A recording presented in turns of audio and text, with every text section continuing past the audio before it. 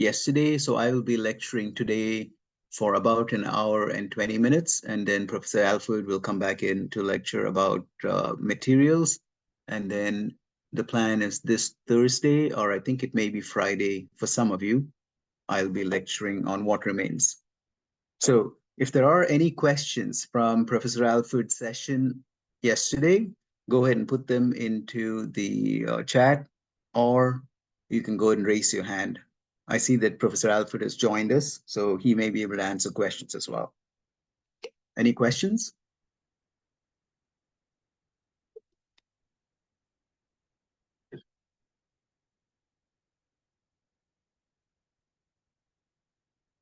Okay, good morning and good evening to everybody. I see that there aren't any questions in the chat at this time. Feel free to add in questions during the lecture, and once the lecture is done, I'll go ahead and answer the questions in the chat while, like, during a break, or when Professor Alford is lecturing next. So for now, we shall go and look at package cooling techniques. So I have okay, I see that 4 more people have joined the waiting room. I have just admitted them. I am going to go and share my screen. Package cooling techniques. Make sure that you can see it. And now I'm going to maximize my screen. Yeah. Oh, didn't mean to do that. Okay, so today we will be talking about package cooling methods. We'll start off with package cooling techniques.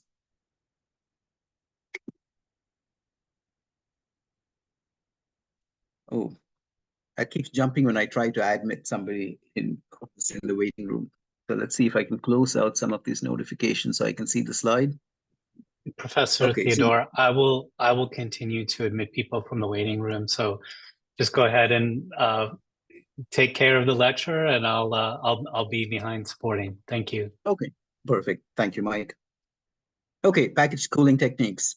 So when we look at so here is a cross-section of a flip chip BGA, ball grid array package, on the left-hand side. So here we can see the substrate, package substrate. Then the package itself could be sitting on something else. It would be sitting on something else typically. Then above this, you have the front level interconnects. And in this case, because it's flip chip, you are going to have typically copper pads or something of the sort, metal pads of some kind, typically copper, with solder balls on top of them, making connection between the die and the substrate. And these yellow lines here are cross-section images of the connections, both the signal connections as well as the power connections in the package that lead to signal inputs and outputs, and power inputs and outputs on the die. So power, you can see that this is represented over here. So in order to control, okay, I need to minimize these Zoom windows. Okay, I just did that. Okay. On the right-hand side, so this is in the left-hand side, we just have the bare die without any covering on top right now. So in order to manage the heat that's dissipated in the die, there are a variety of different methods. We'll talk about some of them in this lecture. In this particular method on the right-hand side, what we are doing is we have an IHS, which stands for an integrated heat sink, that's sitting over the die. It encapsulates the die in this case. Here's the die. Above this die is a thermal interface material, which could be something like a grease, a thermal grease, or there are other materials that we will talk about as well. And then down here, we have the rest of the structure is the same as what we saw here. So FLI can be either fine line interconnects or it could be first level interconnects. Both terms are sometimes used at different times. So if we look thermally with thermal imaging microscopy at the top of the die, when it's in operation, here or here, here's what we would see. we would see a particular hotspot, typically depending on the way we are operating the die, these hotspots can move around. But for a particular form of operation of the die, we see the red is the hottest region, yellow is less hot, and gradually a cooling off to the rest of the die. And the heat is very highly concentrated in one location when we look from the top down on the die. So when the heat is very highly concentrated, the danger is that that local spot can go up substantially in temperature. It can reach 100 degrees centigrade or higher. And then there are all kinds of degradation mechanisms that kick in that can harm either the transistor or the metal connects around it or the dielectric and so forth, which could kill the die immediately, or alternatively can cause reliability issues going into the future. So that's something we do not want. We do not want concentrations of hotspots for extended periods of time on any of these dies. And so one method here is to put a metal integrated heat sink or a heat spreader right on top. And so once you put this heat sink on top and then you do thermal imaging, you can see that, first of all, the heat sink makes the top surface larger compared to the die itself. And the heat, it comes out and it's still kind of concentrated, but the heat is coming out from the die out through the interface material, right? The thermal interface material that we put here up into the heat sink, and the heat concentrates over here. And that's not as much of an issue, but it's spread over a larger area. So you can see at the same level of magnification, instead of the heat being all concentrated in one location, a very tight location on the die, it's spread out over a larger area. Depending on the amount of power that's being generated by the die, we use different methods to be more efficient at distributing the heat, and that protects the die.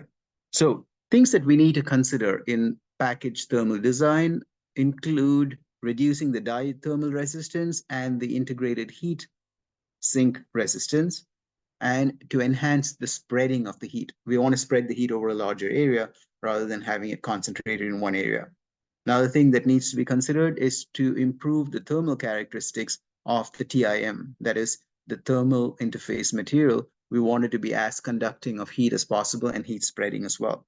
In addition to this, there's work on substrate design, socket design, all intended to dissipate heat in different directions, take them away from the die, and also thermal bumps. And we will talk about some of these.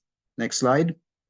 So here, we're looking at examples from Intel with going with the 9th generation Intel core, and that's basically the central processing unit, to 10th and 11th generation Intel cores, going to the 12th generation Intel core.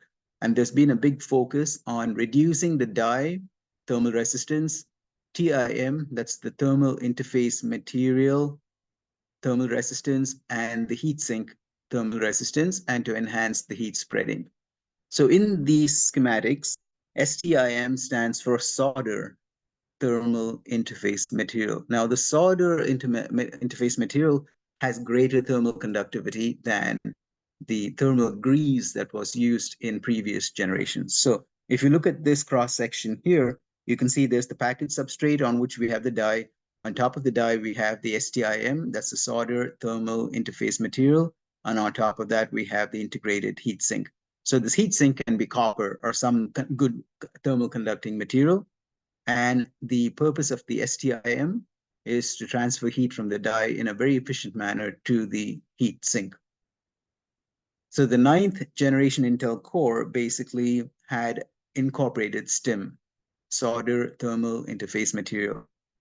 When Intel went to the 10th and 11th generation, they moved to thin the die further, to make the die thinner. I previously mentioned in a previous lecture that the silicon wafer thickness can be typically about 400 microns, which is almost a half a millimeter, 0.4 millimeter. And one of the problems with the silicon is it's not very good at transferring heat away. And so compared to a metal. And so one method is to decrease the thickness of the die. So instead of having the silicon die being 400 microns thick, you can thin it from the back to make it 200 microns thick or 100 microns thick. or in principle, even 50 microns. Though the thinner you go, the more the likelihood of shattering the wafer when you do something to it, any processing. So that's just something to be aware of, which means your yield can drop. So in this case, they incorporated the STIM, that's the solder thermal interface material, and thinning of the die. So the substrate and the die, they're closer, if you will, to the heat sink. The distance to the heat sink is the same in this case compared to here, but the die itself is thinner. 12th generation included both thin die as well as thin STIM. So by improving the process control and the composition of the solder thermal interface material, it has become possible to make this even thinner. So by making this thinner, you're bringing the heatsink closer to the hot spots in the die. And so you are able to more quickly take the heat away. So this was an advancement. So a lot of focus here is on co-optimizing the die, the thermal interface material, and the heatsink to enhance the thermal behavior of the package. So this is basically zooming out on the previous slide, making the point that you're reducing the die thermal resistance, thermal resistance, heatsink thermal resistance, and increasing the spreading of the heat by making these changes from generation to generation. So here we are looking at the temperature of the substrate, looking from the top down. And so this is a plan view. That's we're looking from the top down on the substrate, and we're looking at the heat on this using a form of thermal imaging. Or we can also do this with simulations. And so what we do is we have thermal imaging that actually shows the hot spots, and there are also computer simulations that simulate these, and you have to calibrate the two to make sure that the computer simulation is matching what you're actually seeing in the real world. Over here on the right-hand side, you can see the scale, which is kind of in the third dimension here. It's a color dimension. So a low temperature will show up as green or blue, and the higher temperature is more red. So you can see that under particular operating conditions of the chip, you can see there's a hot spot here, there's a hot spot here, and there's a hot spot here, and the rest of the regions are not as hot. So under that particular so you'd have to actually test this under a variety of normal use conditions and extreme peak use conditions to see where the hotspots tend to arise. And you may have to do things in the location of those hotspots to understand how hot they're getting, and also to control them. So this is indicating that there's high current density in the substrate planes, resulting in localized peak substrate temperatures. The same kind of analysis has to be done on the die as well. So this is a combination of electrothermal analysis to optimize the substrate design. And what this means is you're actually running current through the device and through the package, or the board in this case, the substrate in this case, to the device to see where the hotspots are, and then see what you can do to make the behavior better. This is another image basically showing a larger zoomed out area of the substrate, the package substrate as a whole, with all, you can see the metal lines in various places. And under particular operating conditions, you can see that all of these areas to the left and the top are all green. So they're low temperature, but there is a hot spot over here. And this hot spot can indicate a problem with the die. There's something wrong with the die, or alternatively, it can indicate that there's some issue with the design of the die, where under certain operating conditions, a part of the die is overheating, if you will. So again, same thing. This is electrothermal analysis, and that's used as feedback to optimize the design of the substrate. So here on the left-hand side, we see the two images that we'd already seen. And we look here on the right-hand side, we are looking at socket thermals.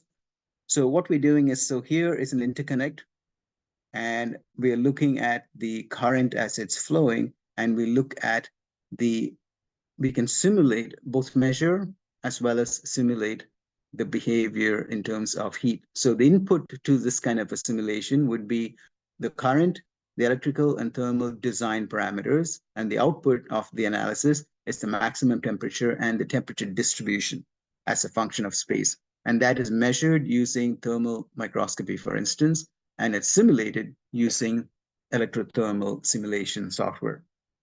So contact temperature impacts the electrical contact resistance.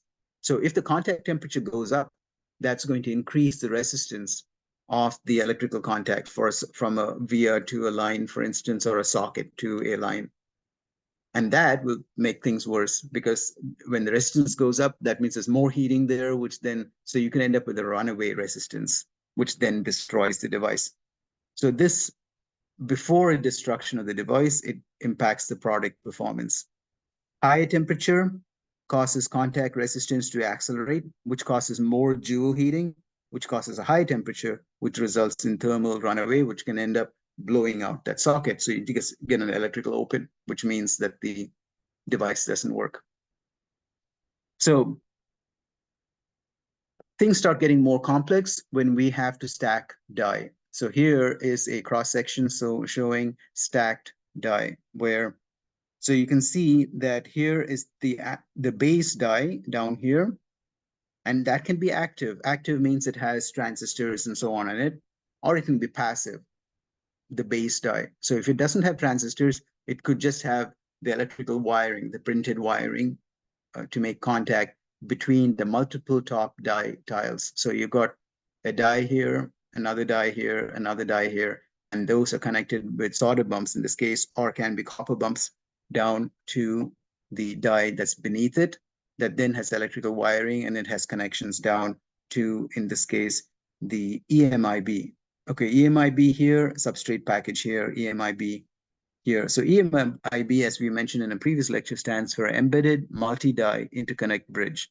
So this is a buried patterned bridge that has a much higher density of interconnects from this die to this die, or this set of dies, than you can just build into the package. HBM here is high bandwidth memory. That's another chip that then is making connections down here to a multi-die interconnect bridge up to this die. So things start getting more complex. So stacking of the die, like we have a die here, we've got a die here, and then this could count as a die, and then here is a die. Results in die-to-die interface thermal resistance being significant. And so there's a lot of effort to reduce that thermal resistance in the contact between this die and this die. So the upper die, the middle die, and any die beneath it. So here in the slide, we see a plot where on the y-axis, we see the thermal resistance for the die-to-die interface. And on the x-axis, we're seeing the bump area ratio. These are thermal bumps, where you're trying to use a lot of these bumps, either solder bumps or like copper bumps, and they of sort metal bumps, to take the heat away. So there's a bunch of curves here, and let's see what happens. The blue curve is basically a model. It's like a theoretical model. The red curve here is basically showing us real life results from 130 micron bump pitch. What that means is that the bumps are 130 microns apart from each other. The next, the green curve, that's this curve. Green curve is bringing the bumps closer to 90 microns.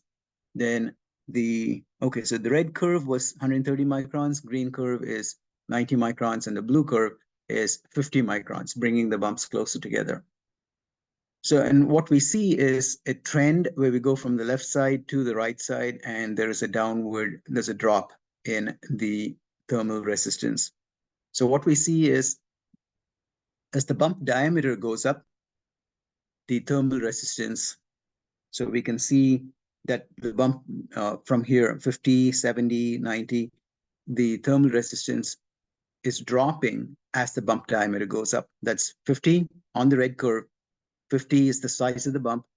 Increase it to 70, and you can see the thermal resistance that's on the y-axis has dropped. Similarly, we go all the way down to 100, it has dropped even further. Second thing, as the bump pitch drops, we can see that the thermal resistance drops. So the bump pitch, so that's 130 micron, the red curve, we drop it to 90, thermal resistance drops, drop it to 50, thermal resistance drops.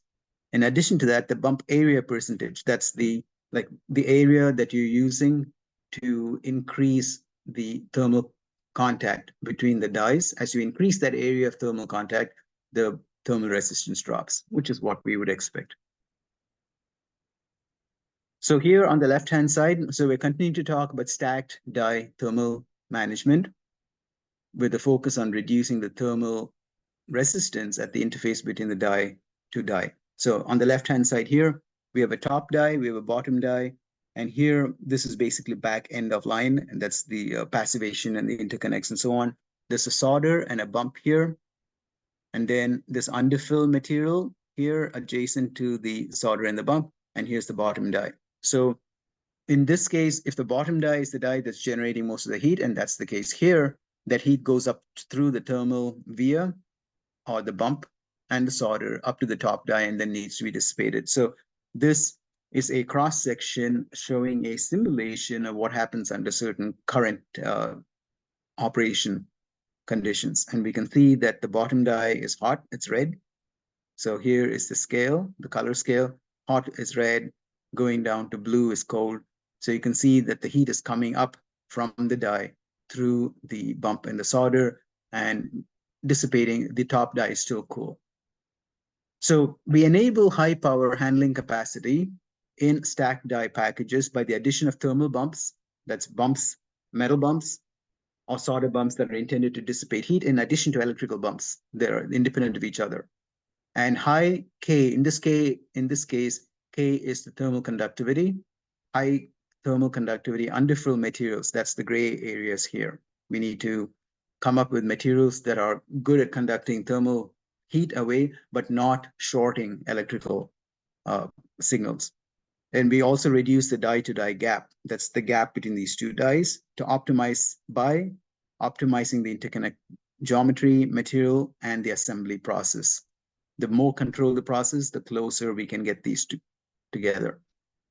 So everything that we've seen, the several slides we've seen up to this point are integrated together in this slide.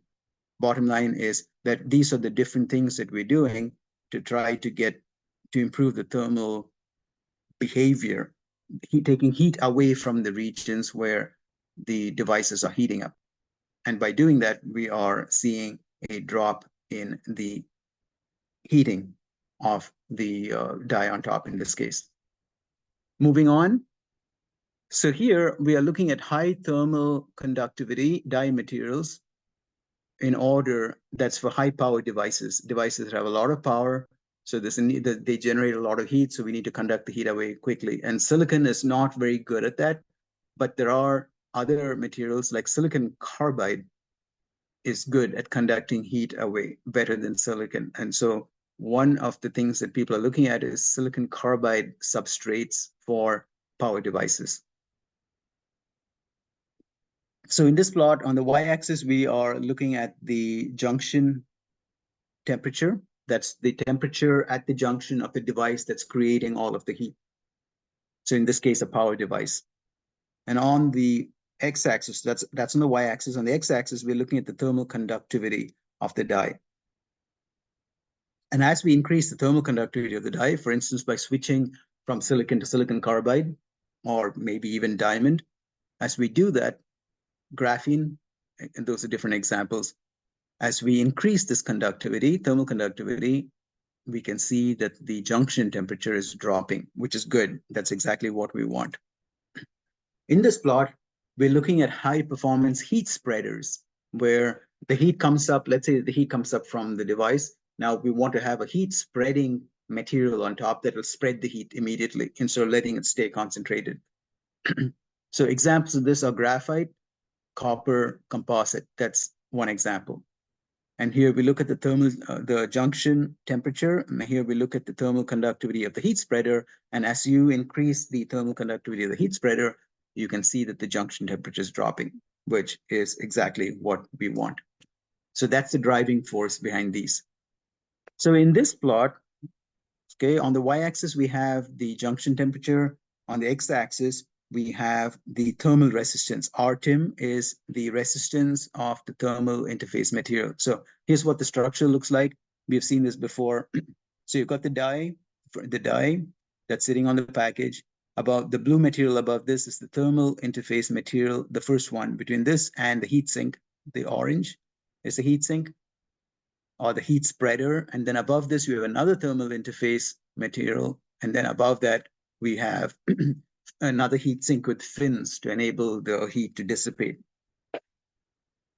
So when we look at the junction temperature as a function of the thermal resistance, the blue material, so that's blue material here, and I've drawn an arrow to this line, as a function of the decreasing thermal resistance to the left or increasing thermal resistance to the right, you can see that the junction temperature is increasing. So we have a need to move the blue material to the left. So here is a cross-section of what the blue material would look like between the orange, that's heat sink on top, and the die beneath it.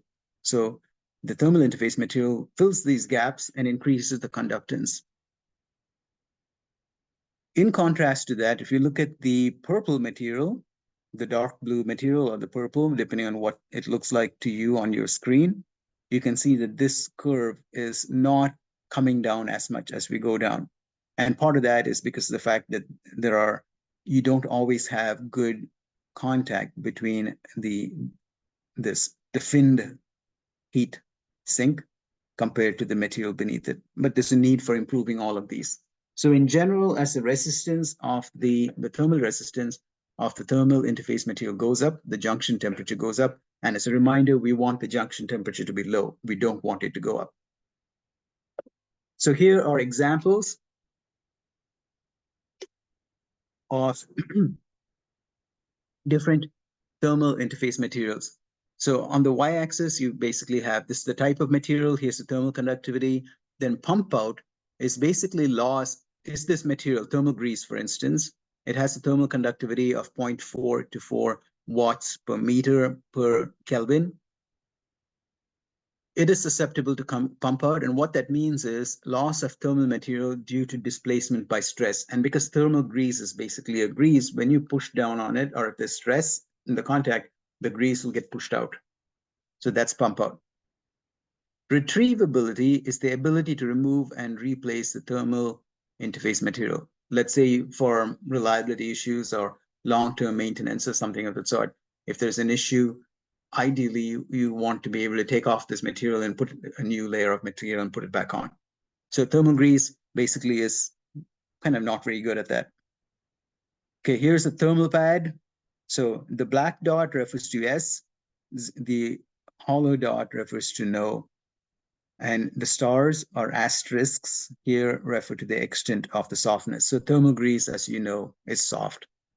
Now, the next step up is the thermal pad, and you can see its thermal conductivity is higher, like at least the low numbers are higher, 0.8 to 3. It is not susceptible to pump out, but it is good for retrievability. Its softness is not as bad as the thermal grease. Solder is 20 to 80, so you can see that its thermal conductivity is much higher, and it is not as susceptible to pump out compared to thermal grease. Retrievability is not as good, and its softness is not as soft, which is good. And LM stands for liquid metal. So they are various combinations of gallium, indium with or without tin. So liquid metal-based thermal interface materials, their thermal conductivity is even higher. So it's 10 at the low end to 100 at the high end. And that it is susceptible to pump out because these are soft metals, and retrievability is also doable, but it is soft.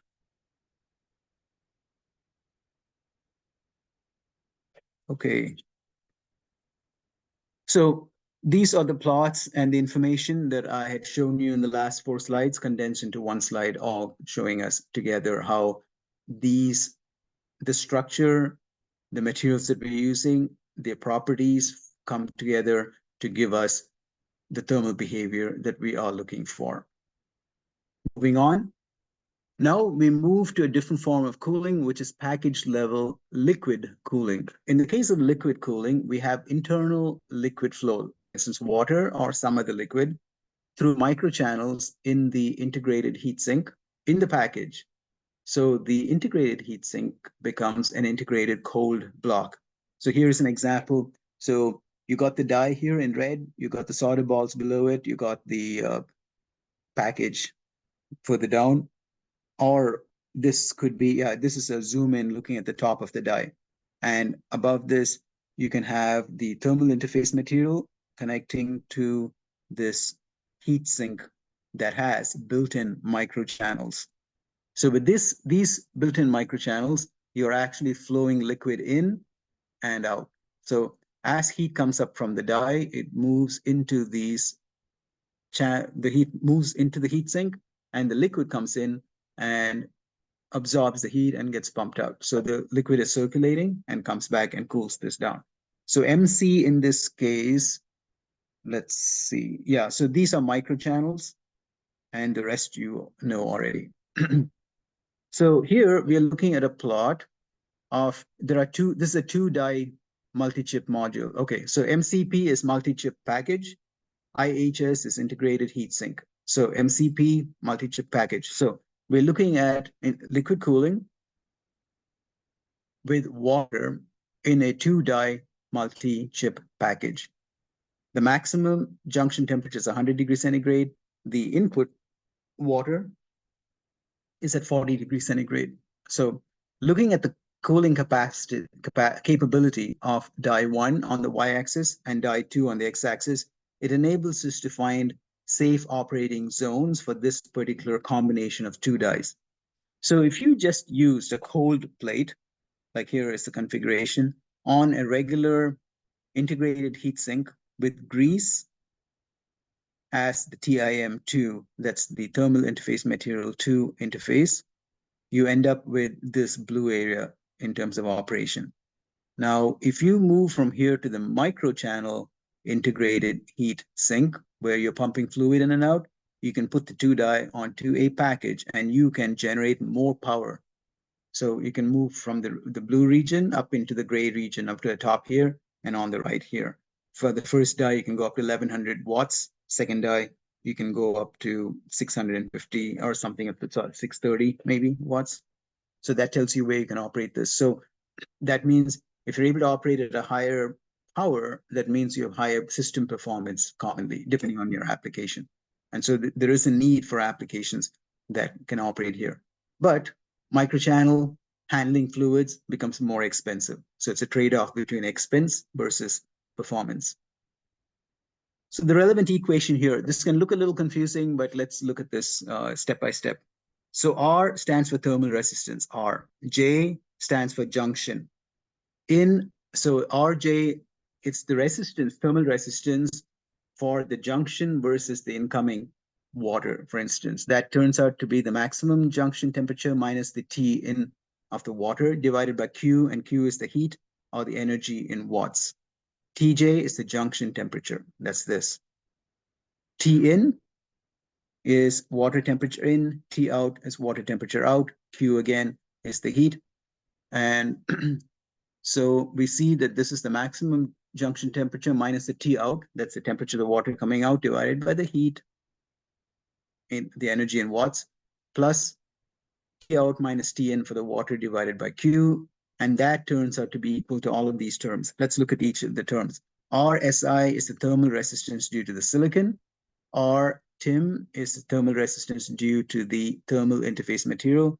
R base would be the thermal resistance of the base substrate.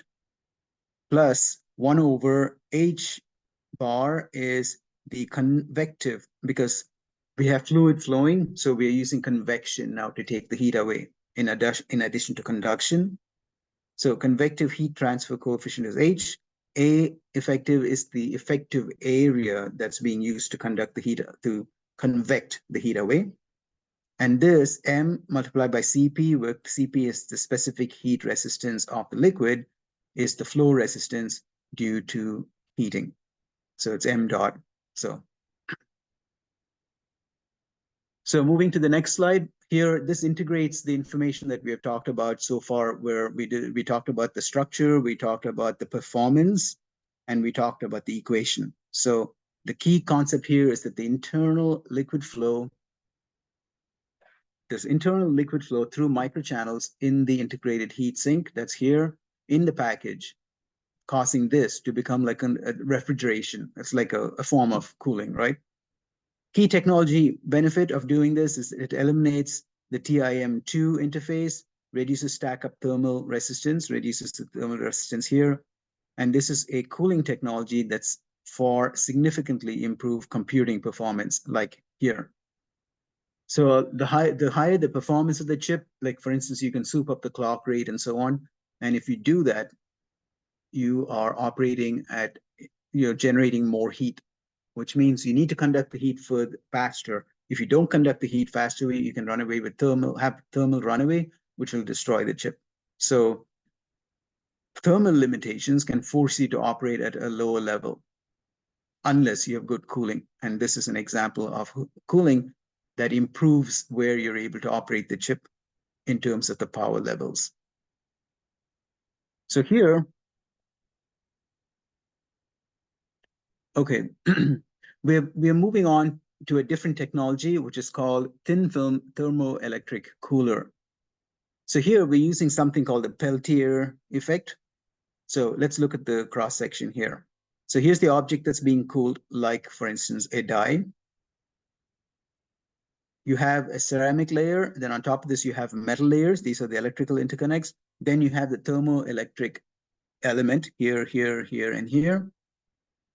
And then you have electrical contact here, and then this contacts to, I mean, this is ceramic insulating, like electrically insulating, but not thermally insulating material, followed by a heat sink here, and then heat is dissipated out. So what you do here is you apply a voltage across this device. So this device and this device. So plus on this side, minus on that side. And what this does is that when you apply a voltage across a Peltier device like this, a thermoelectric cooling device, when you apply voltage across this, there are charge carriers that move, and these create a cooling effect. And so in this case, basically heat is being transferred by electrons, and here is being transferred by holes effectively. This area, so this device cools down, which then is in contact with thermal contact, but not electrical contact with the object being cooled, in this case, a die. So this enables us to suppress hotspots. And with this method, you can actually provide localized cooling. If you know that under certain operation, your device always tends to get a hotspot in one place, then all you have to do is design in Peltier cooling in the vicinity of that hotspot. You don't have to apply it everywhere. So there is a factor here that figure of merit, Z here, or Z, is the figure or the merit, figure of merit really, which is a form of efficiency of the Peltier cooling. In this case, alpha here is a Seebeck coefficient, which is proportional to, or it's equal to the slope of the voltage versus temperature. So if you cross multiply, you will see that the change in temperature, move the dt up and the alpha down, you'll see that the change in temperature is related to the voltage and to the alpha.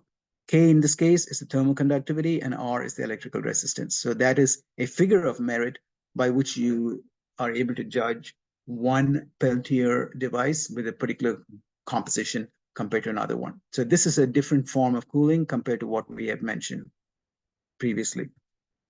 So here is a schematic showing the thin film. So TFTEC here is the thin film thermoelectric cooler. TIM we know is the thermal interface material. IHS we know is the integrated heat sink. So here's a cross section where you can see there is the package substrate, solder ball connection, silicon die, and above this silicon die, you put in the TFTEC, the thermoelectric cooler, and above that, you have the thermal interface material that makes thermal contact to the heat sink. So here is a schematic showing this. And then here is a top-down view where you can see the silicon die, the TFTC over here, power leads going to the cooler, and this whole area around it is the package substrate. And so this is a zoom in, basically showing of this area, basically showing the integrated heat sink with the TFTC, the cooler, and the power leads to it. So here we're looking at the cooling effect of the thin film thermoelectric cooler. Looking at the hotspot temperature as a function of the input power to the cooler. The more power, it's like you're running the cooler more.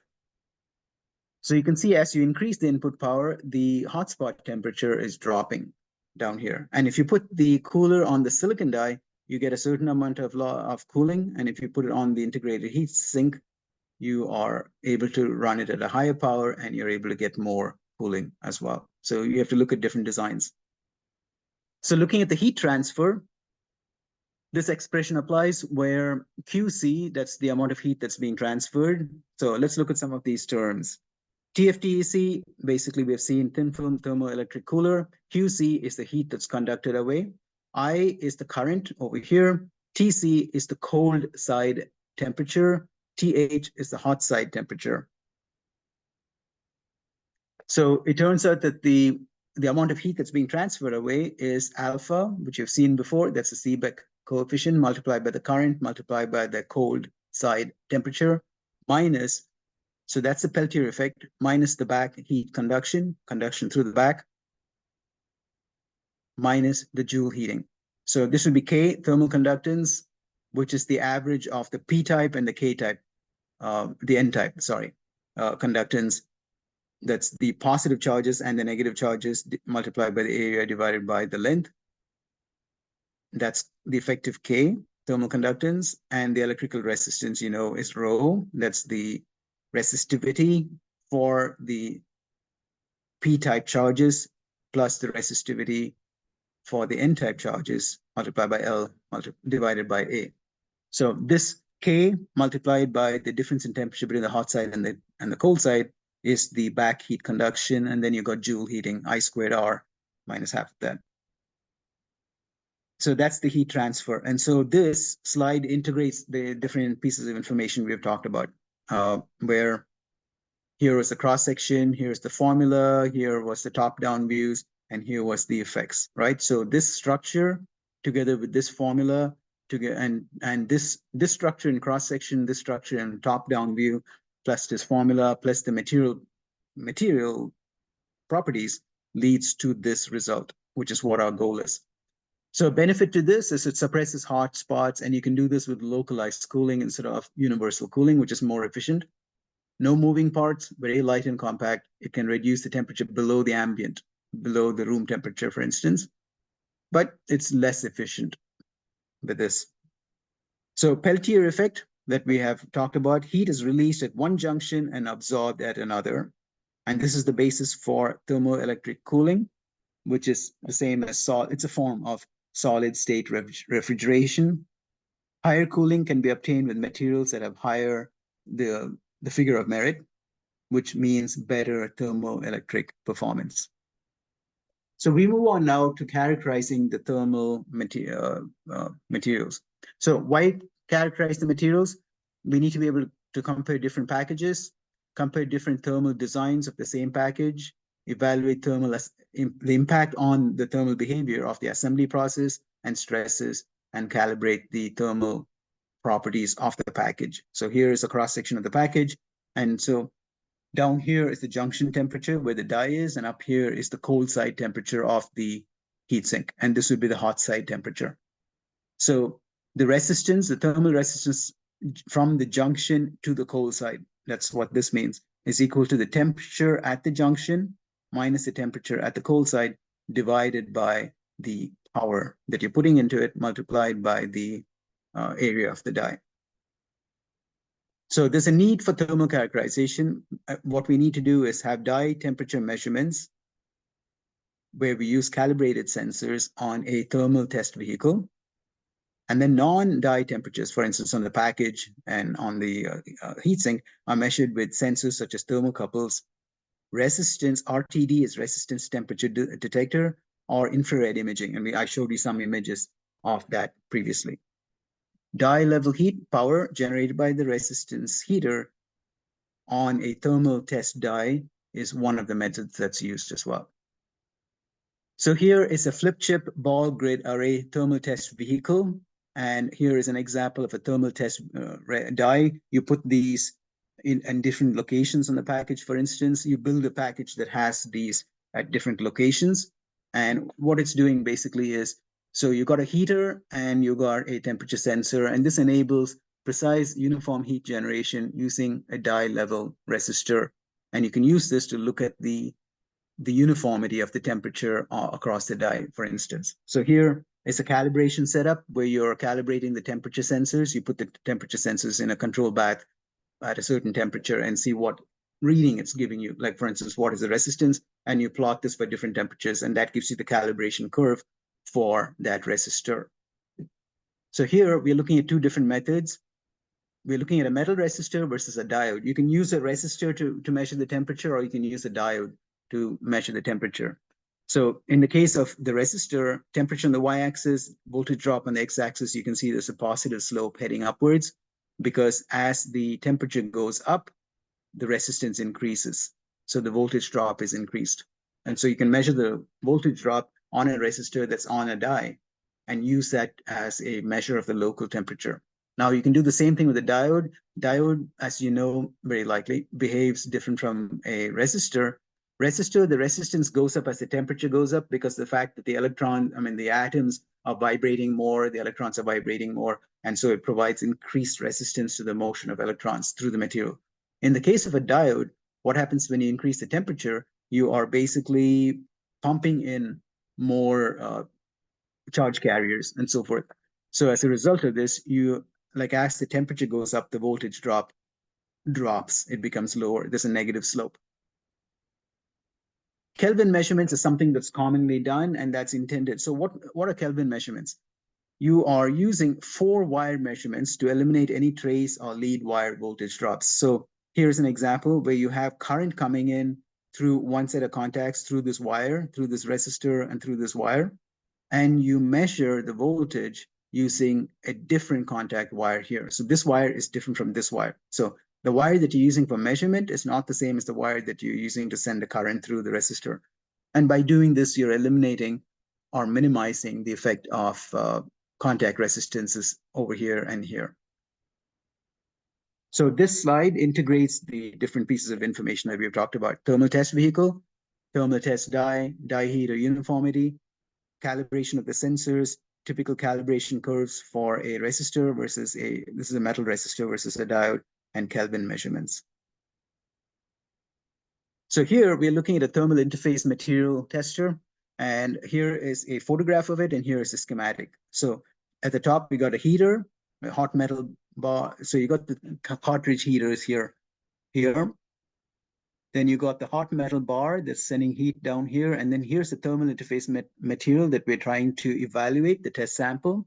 Below that is the cold metal bar. So heat is coming from here, transmitted down this bar through the thermal interface material, down this bar, and down to the cooling block, which is down here. So cooling block is down here. Here is the lower bar, thermal interface material would be there, and there would be the upper bar and the heater. And there's a load cell to tell you how much force you've applied. In this case, for the cooling, you have cold fluid in and warm fluid out. And you use all of this information to help you evaluate your thermal interface material.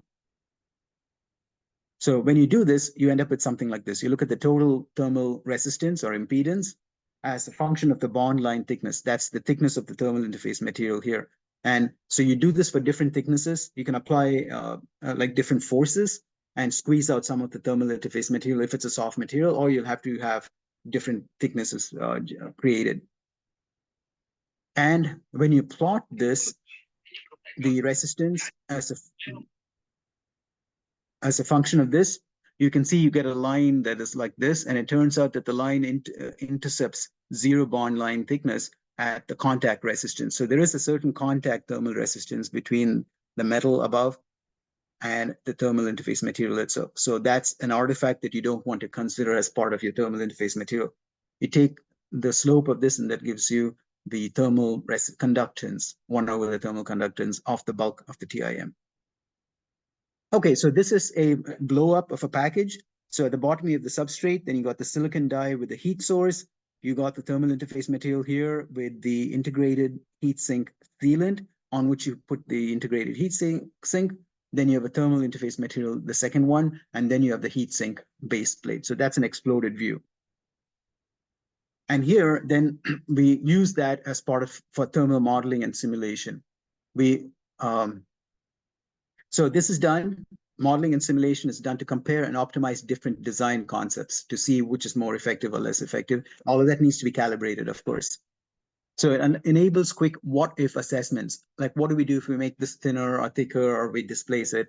So we can look at the impact of changing geometry, changing material properties, if we change a different material, for instance, and boundary conditions. It needs to be validated or calibrated using experimental data collected using some of the various measurement techniques that we've mentioned.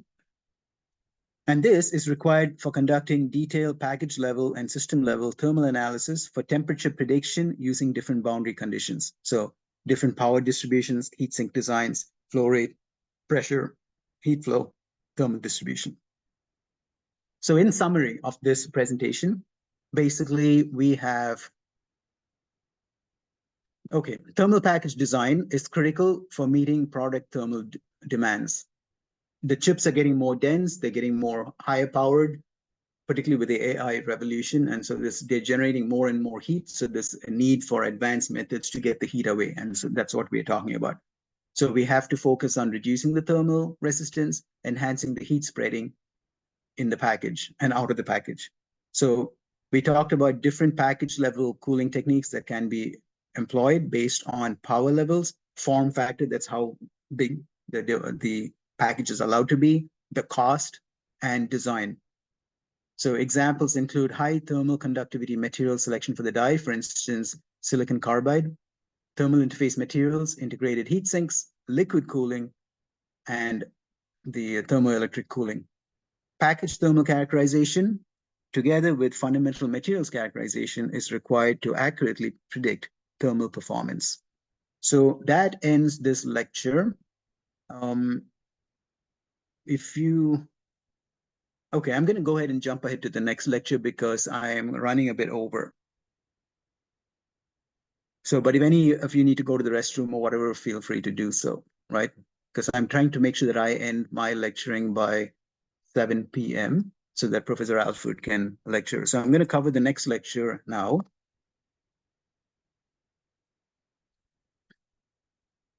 So in the previous lecture, okay, let's make sure that I think I have not shared. So let's go ahead and share.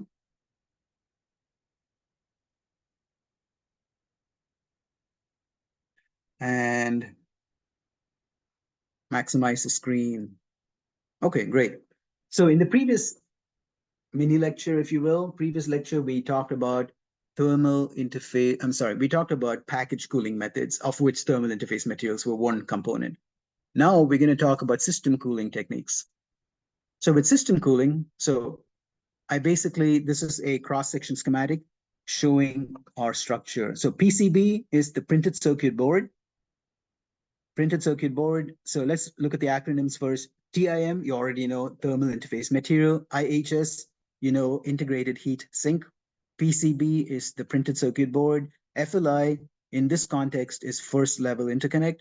CPU is a central processing unit, which is the die. So if you look at this structure, at the bottom, you have the printed circuit board. On this, you have sockets to plug your package into. Then you have your substrate, package substrate that you're plugging in onto the PCB, the printed circuit board. So here, the green, you have the substrate of the package. Then here you have the solder bumps. Then above this, you have the silicon die. Above this, you have the thermal interface material.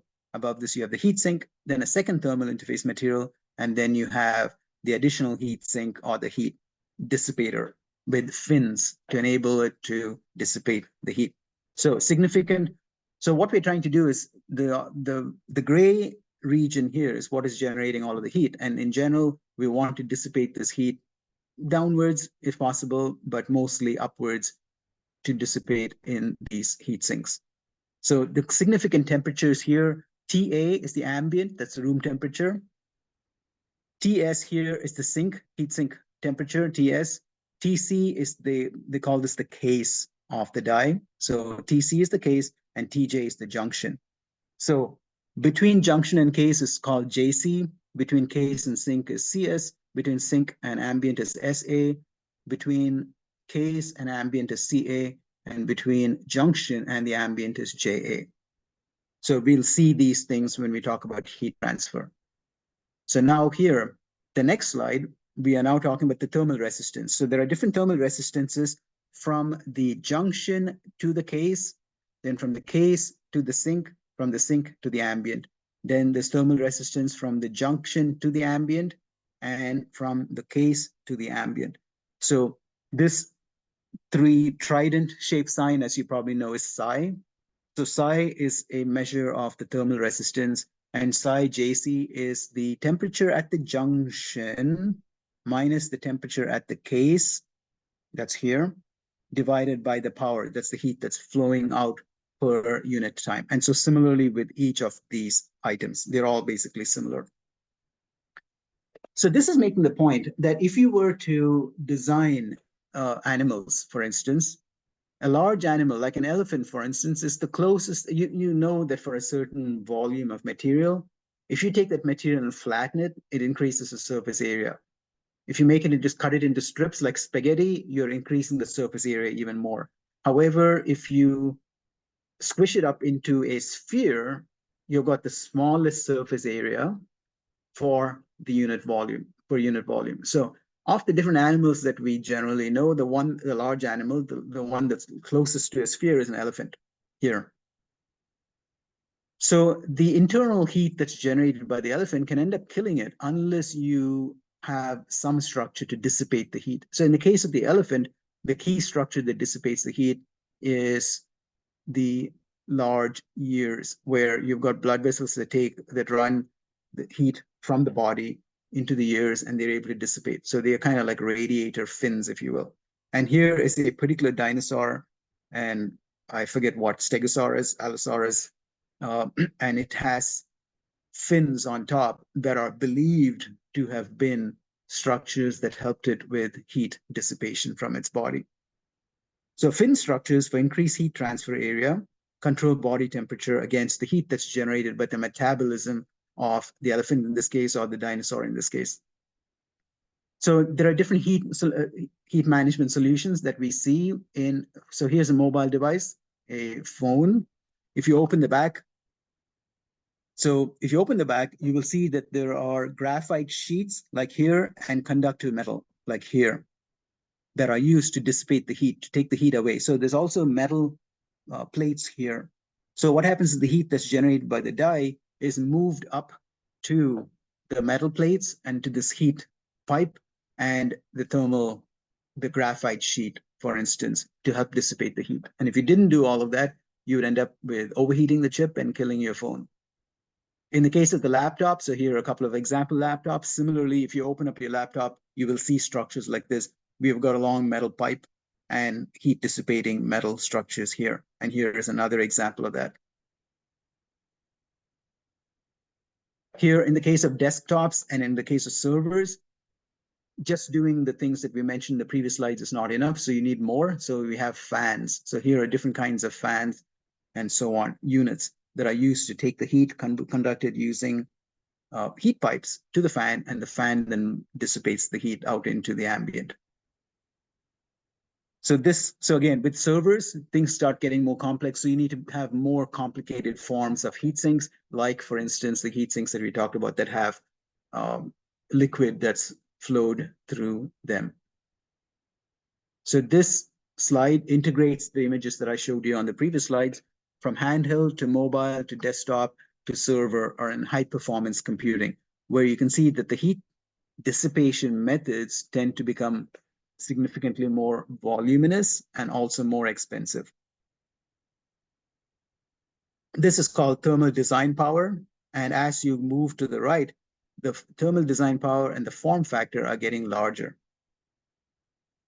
So form factor is the size of the heat sinks and so on. So the heat dissipation structures on your cell phone are the smallest compared to the other extreme, where they are pretty significant. So examples of passive cooling techniques, in this case, in a Samsung Galaxy S10 phone. So here's the back of the phone taken off, and here is the phone taken off in layers. And you can see that this region here, zoomed in here, these are all conductive metal. So it's a combination of conductive metal to dissipate, to move the heat away, and graphite sheets. So these act as a thermal management tool, layers of copper and graphite to dissipate the heat that is generated. So commonly used passive, this is all called passive cooling, use conductive metal coatings, metal sheets, graphite spreaders, heat pipes, and vapor chambers. So here, this is an example of a heat pipe, where again, on a phone, you can see that the heat is being moved away through metal structures. And here is an example of a metal structure being used to move the heat away. So again, passive cooling. Now we're looking at the thermal pad that's on top of the metal. And here, again, that's typically it has graphite and things like that that are intended to move the heat away. So examples of passive cooling techniques in the Samsung Galaxy S10. We saw this conductive metal and graphite sheets. We saw this heat pipe and thermal interface material here. Now, moving on, in addition, we have die cooling through the printed circuit board. So we've got, in this case, you got the heat sink, right? You got the board, you got the die, you got the package here. And so we're trying to move heat through the board. So what we do is we can have embedded vias in the board, like here, going through the board to reduce the resistance to heat flow. Thermal vias are plated through holes that are located under the heat source. That's the heat source, the die, and then filled with thermally conducting material. You have an array of thermal vias to enhance through-plane heat transfer. The key thermal design parameters here are the diameter of these vias, the pitch, the shape, the position beneath the package, and the heat source. And both analytical, which means simulation or calculational methods, and experimental approaches where you create a prototype package and then you test it, are usually needed to estimate the thermal conductivity through the structure, because these are pretty complicated structures. So this is just a zoom in of that figure that we saw previously. There's the package, there's the die, here's a ball grid array, solder ball, here is the heat that's traveling down through the board through these metal vias to the heat sink. So here are top-down views, where here you can see that there is, in this area, we have high thermal conductivity underfill, and this is an antenna array, and here is the board. So arrays of ground vias transfer heat from the die to the backside of the board. So here are examples of these arrays of vias that are actually transferring heat through the board. In this plot, if we look at the thermal resistance on the y-axis versus, in this case, underfill plus via array or underfill with copper slug, what we are looking at, so the black bar is simulated and the gray bar is measured. So you can see there's pretty good calibration between the two of these. So because this is a computer simulation and this is actually measured on the board. So if you did a lot of calibration, your simulation will become good. If you don't, then simulation will tell you something that's completely meaningless. So given the underfill and the via array that we saw, you get a certain behavior. So the thermal resistance in this case is about 1.3 degrees centigrade per watt. If we move away from the via array to a solid, broad copper slug, you can see that the thermal resistance is much lower. It's about 0.7. So this is an example of a technology change that can help to manage the heat. So here I've integrated all of the information that we saw on the previous several slides. So you can see it in one place and show basically that here is the structure cross-section. Here is the actual top-down in real silicon. Here is the actual performance where we are improving the performance. So we're moving on to look at heat pipes. So here is an illustration at the top with heat coming into a pipe. And then there is a section here where you may have a liquid that evaporates. And as the liquid evaporates, it basically cools down the heat. And so then there's a conductor. So the liquid that's here evaporates, becomes a gas, then moves over to this end, and it condenses and gives off the heat. So here the liquid is accepting the heat, and here it is giving off the heat, which is the same principle that we use in refrigeration or air conditioning, right? Within refrigerant, but except now we are using this in packaging. So here are examples of a mesh heat pipe, a grooved heat pipe, a sintered powder heat pipe, all inside a pipe, and a fiber heat pipe, all different ways of making sure the heat is transmitted laterally. Here is an example continuing with heat pipes that's illustrating. So here we've got heat that's coming in here. We've got these regions. This is the evaporator region. So heat is coming in here, say from a die. Heat is coming in here from a die. And the liquid is evaporating and then transferring over to another area. So in this case, you can see that the liquid is condensing over here and giving off the heat that's been transmitted out. So here it evaporates, and here it condenses and gives the heat off, and the heat moves out here. So heat comes in here, moves out here in this system. So heat transfer device, in this case, employs phase transition to transfer heat due to very high transfer coefficients for boiling and condensation. Heat pipes are highly effective as thermal conductors. So closed and passive systems are used to transfer heat out of a heat source with minimum temperature gradients along a heat pipe. And so they're very effective and they're good for heat spreading. The problem is you're using a liquid, so that complicates all your fabrication and so on. Thermal resistances associated with heat pipes and vapor chamber technologies are lower. So I've integrated the previous two slides here, and the benefit here are no moving parts or additional power is needed for operation, and there's an ability to meet location and space availability. And here are the expressions where you're looking at the heat. The thermal resistance due to evaporation is the difference in temperatures divided by the heat, right, in energy, in watts in this case. And for adiabatic resistance, vapor pressure drop due to vapor space geometry and the heat exchanger, etc., that is also a change in temperature divided by the heat energy that's transmitted in watts. So here, okay, so what we're doing here is we're basically, you got a die in this figure, you got a die, you got the thermal interface material, you got the heat plug, like a solid a copper plate, for instance, or the heat sink, and then you've got a heat pipe that's taking the heat away from here, over here, to a heat exchanger that has a bunch of fins, and you use a fan to blow the air through this to cool this system down. And this is just basically talking about the thermal resistance. Thermal resistance is a combination, the overall thermal resistance for heat from the die to go out into the ambient is equal to the thermal resistance of extraction plus the transport plus the rejection, the expelling of the heat, which is the thermal resistance of the die plus the thermal interface material plus the evaporation plus the moving to the heat exchanger, and then from the heat exchanger to the ambient. So here are examples. This is from the MacBook Air 13-inch. And so there's basically this copper structure is built into the back of each of these laptops. So you can see the copper structure here and then a heat pipe that's going out to a heat exchanger. This one is from the Microsoft Surface Laptop 3, 13.5-inch. Again, you can see a structure that's built into the laptop with, here you got a heat spreader that's taking the heat from the die, spreading it out. Then you got heat pipes that are conducting the heat away through here to a fan that's blowing the heat out. Here's another example, the Lenovo Y5070 Touch laptop. So again, here's the looking at the board, and here you can see the metal pipes like this. If you open this up, you see the metal pipe like this with the heat pipes going out. Here's another example, HP Spectre laptop.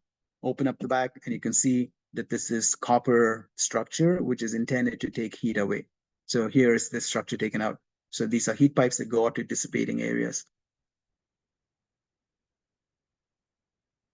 So here are the 4 laptops integrated, and you can see they've all similar technology in this sense. Now, we're moving on to talk about passive heat sinks. Passive heat sinks have fins. So these are soldered fins, where these fins, they stick up like a shark fin, and the fin enables the heat, it gives you more surface area for the heat to dissipate. So the fins increase the heat transfer surface area. So you can see all of these thin structures standing up are fins.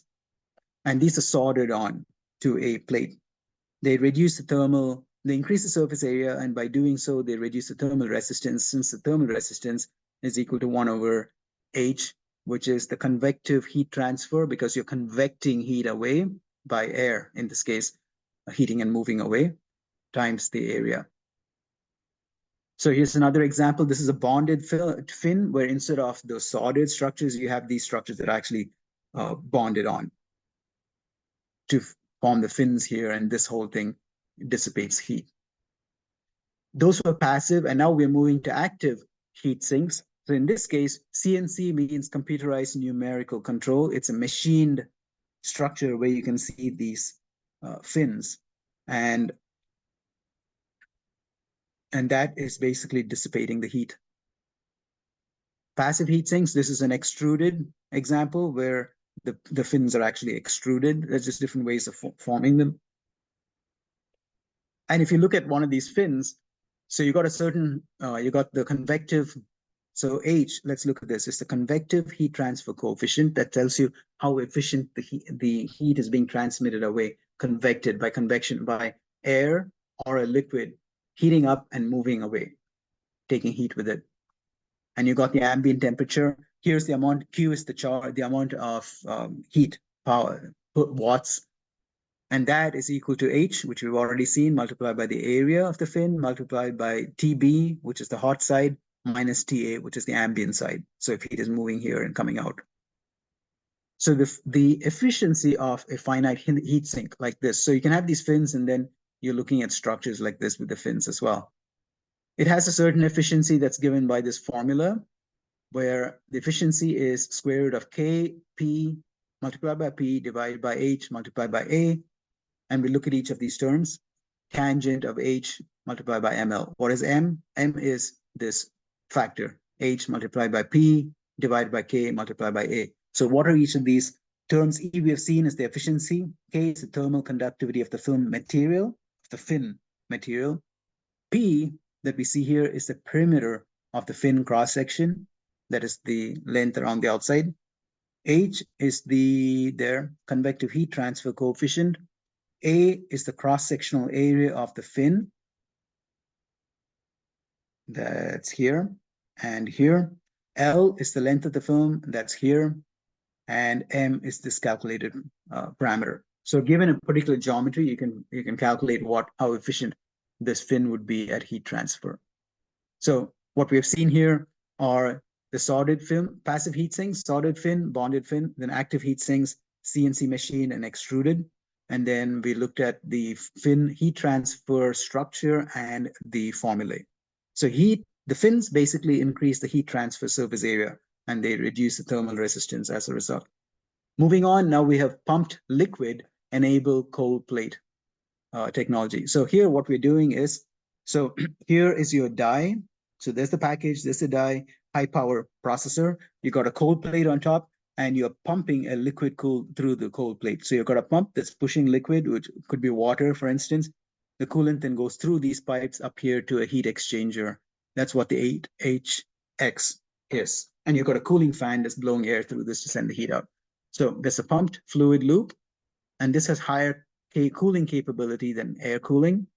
And this can use either a single phase or a two-phase heat transfer from the cold plate from here. And so here is an illustration of this. This is the illustration on the left. On the right is a photograph. So in the photograph, you can see that there's a cold plate that we see down here. And here are the pipes for the coolant going to this system, the heat exchanger, with a fan that blows the heat out. And so here we are looking at another structure where, in this case, it's co-packaged photonics. That's optical signals coming in and out together with a customized cold plate-based liquid cooling system. There's fluid flow. So you can see all these pipes coming in here, sending fluid through here, and then going out, fluid outlet. So fluid comes in, circulates through all of this, then goes out to a heat exchanger. So here is an image of this showing the cold plate with the fluid supply. There's the fluid supply, there's the cold plate, and then liquid cooled solution. So this is a combination working on the board and with the parts here. So this slide integrates what we have seen. Here's a schematic, here's a photograph, here's another photograph, and here's another schematic showing the implementation. This is an example, if you will, showing a real life application of this method. The next method is immersion cooling, and this handles greater power densities. So this is clean, there's less energy consumption, more energy efficiency, and there's quieter operation, and there's less cost per unit. So here, what in this case, this is the Microsoft underwater data center where they're basically immersing the whole thing underwater, like in a tank of water, for instance. The whole thing is just immersed, and so you're depending on the water all around this operating. So obviously you have to be very careful to make sure there's no water that's leaking in to fry your boards, right? So that is a structure. So handles greater power densities, as we said. So here is the outside view of this, and here if you look inside, you can see basically the structures that we see here with fluid coming in and the board being immersed in. It can be immersed in an oil as well. So you can either immerse it in water or in an oil of some kind that's intended to be able to conduct the heat away. So this is a method that's being used more for very, very high power computing. Okay, so in summary, we have seen system level cooling technologies that range from passive cooling, including phase change cooling, that is where a liquid like water evaporates to form a gas and absorbs heat in doing so. Then the steam basically goes off to another location where it condenses and transfers the heat out. And this can include air cooling. That is, air cooling is not phase change cooling, or it can be liquid cooling. Now, the selection of the cooling technology depends on the requirements for the cost of the heatsink, the performance that you need, the size, and the weight. Obviously, if you're using the liquid, everything starts getting much heavier. So you cannot use it in like laptops, for instance, obviously. You can only use it in like server farms or in AI farms. And we'll be seeing AI farms going into the future. Okay, so that ends this lecture. So it's 6:48. So let's take at least a 5-minute or a 10-minute break. Let's check with Professor Alford. Professor Alford? Okay. So how about this? Mike? Take a 10-minute. 10 minutes. Okay, 10-minute. Okay, break. Yeah, because we went much longer without a break. So let's take a 10-minute break and reconvene. Or maybe I tell you what, we got time. So why don't just take a 15-minute break because that was long. Okay, yes. Okay, how about this then? Take a 15-minute break and we will reconvene at 6:48. So 15 minutes, we can make it 7:05 Arizona time. So wherever you are, 5 minutes after the hour. Okay? Sounds good. Okay, perfect. No, thank you, Professor. Oh, absolutely. My pleasure. And if you have any questions, put them into the chat. I will check the chat and answer any questions there. Okay? Thank you to all of you. So we will reconvene at 7:05 Arizona time. That's Mountain Standard Time. And whatever the hour is for you, 5 minutes after that.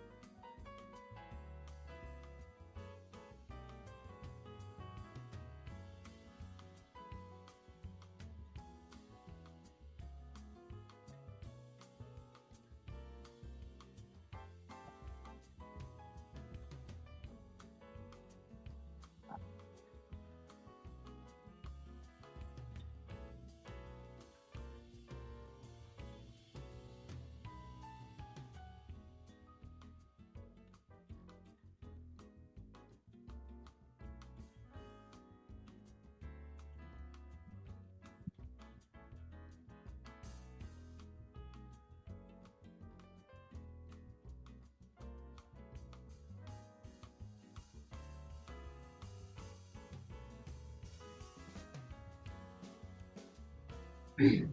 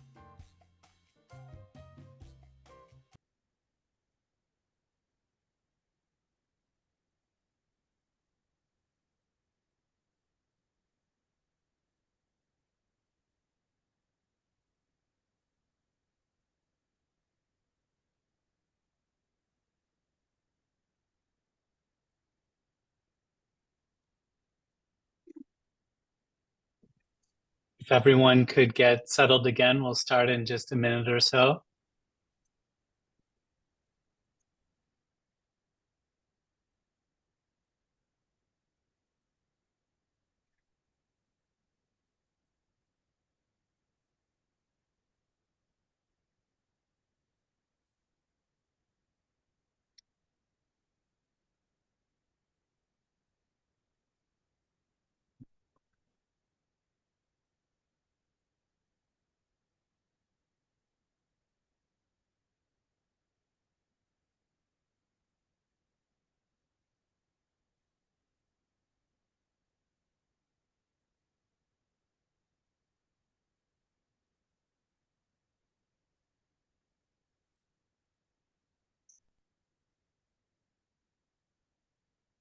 Hey.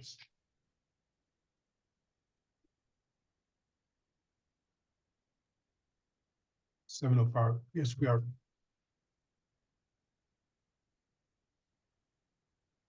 Okay, before we start, I just also wanted to mention that I've answered several questions from the students in the chat. And if students have any more questions, feel free to put them in the chat and I can go and answer them as well. Back to Professor Alford. No, but Dave, do you need to explain any of them? I think let's have a look. Yeah, that's a good idea. Let me expand. I'm going to put off my fan because it's making too much sound. I'm having heat transpiration. Good point. Very valid point. Okay, so let me look at the chat. So, Professor Alford, you can cut me off whenever you need to. It's not very many questions. There were about 4 questions. I'll read the question and the answer. That's a good idea on your part. The first question was, quote unquote. So basically, we want low thermal resistance, question mark. And my answer is, that is correct for paths where we are trying to take the heat out of the die and the package. There may be some situations where you could use a high thermal resistance material instead of a low thermal resistance material if you need to protect a sensitive part of the die or the package from heat that's generated from another active die or device. Another question was, why is the thermal resistance unit in degrees centigrade per watt? So my answer is, the unit of thermal resistance is expressed as degrees centigrade per watt, and so degrees Celsius per watt, because it quantifies the temperature rise per unit of power that's dissipated in a system. So for a certain number of units of power, so many watts, how much is the temperature going up? Thermal resistance measures how effectively a material or interface resists the flow of heat, similar to how electrical resistance measures the opposition to electrical current. And thermal resistance is defined as the ratio of the temperature difference across a material or component to the heat flow rate or power dissipation through it. So for a given temperature difference, if the resistance is low, you'll have a lot of heat flow. Whereas if for that same given temperature difference, If the resistance is high, then you have very low heat flow.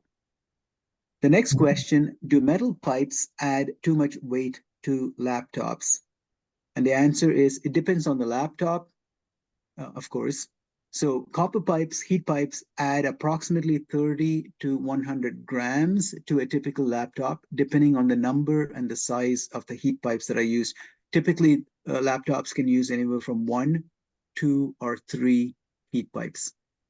This is a small fraction of the total weight, so it's usually less than 5%, and it's needed as a trade-off for efficient heat management, particularly for performance-oriented laptops like gaming laptops, for instance. Next question. Are there any thermal management differences between ball grid array and land grid array?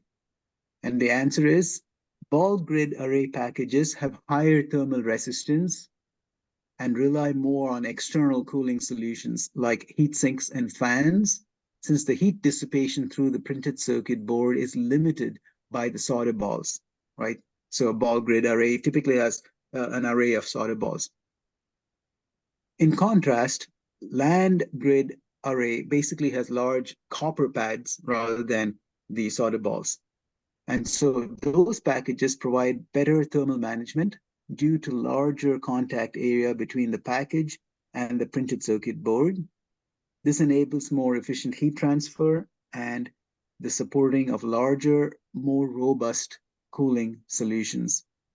So land grid array is typically used, it's more suitable and it's typically used for high power applications, whereas BGA, ball grid array, is preferred in compact, space-constrained devices that have lower power and lower heat dissipation needs. So examples would be cell phones. You would tend to use ball grid array in cell phones and smaller devices, pagers, whatever, or maybe even cameras and things like that. Whereas land grid array would be used for high power applications where you're putting a lot of power through the system. So that is it for the questions for now. If other questions arise, I'll go ahead and answer them as well. Okay, back to you, Professor Alford. And maybe you could share with them that sometimes people forget that, sometimes like on the cell phone, they call it a heat pipe, but it's really just a strip of copper. Good point. Yes. Right, great. As opposed to, yeah. Go ahead, please. No, that's what I was just adding to your comment. As opposed to a hollow metal pipe that's actually transmitting, like for instance, a vapor or something of that sort. Yeah, because that'd be tough in a small, form factor product, like a cell phone or camera. Good point. Yeah. All right. Well, thank you. You're welcome, Professor Alford. Back to you. All right.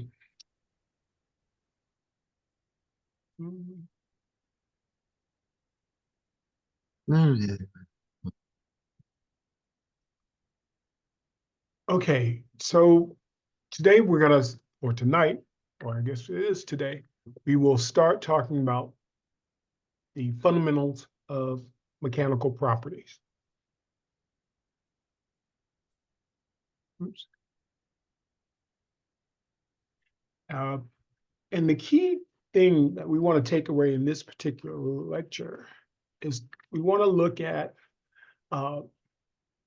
bonding and how it dictates the material's property.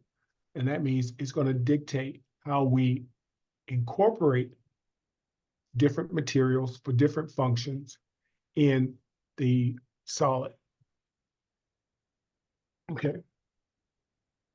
So the major types of bonding, we have ionic, covalent, metallic, and secondary bonding. So we're going to hopefully review some of these types of bonding. Ionic bonding is where we have a transfer of electrons.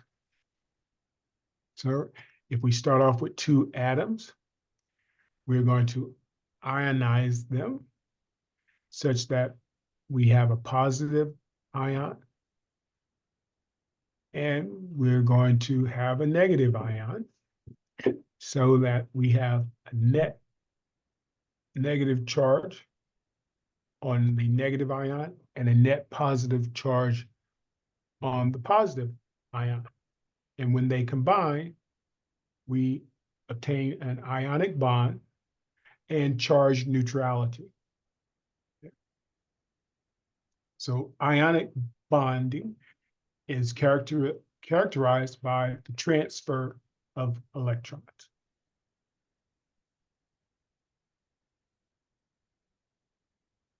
Covalent bonding has the characteristic of sharing electrons. So here we have two atoms. They are charge neutrality. And then when they bond together, they maintain charge neutrality. So you can see they're sharing these two electrons. So this is covalent bonding, where we share the electrons. In metallic bonding, it's characterized by this core of stationary ions, okay, that have ionized the electrons in such a manner that the electrons are free to migrate along the solid. And if we were to apply electrostatic field, these mobile charge or electrons would actually propagate in a given direction, opposite of the electrostatic field. So if we look at the materials that have electronic bonding, since they have a lot of these free electrons that reside in the sea of electrons, they will have good electrical conductivity because the electrons are free to move under the presence of electrostatic field. In addition, these electrons can also help to conduct thermal energy. So good electrically conducting metals are also good thermal conductors.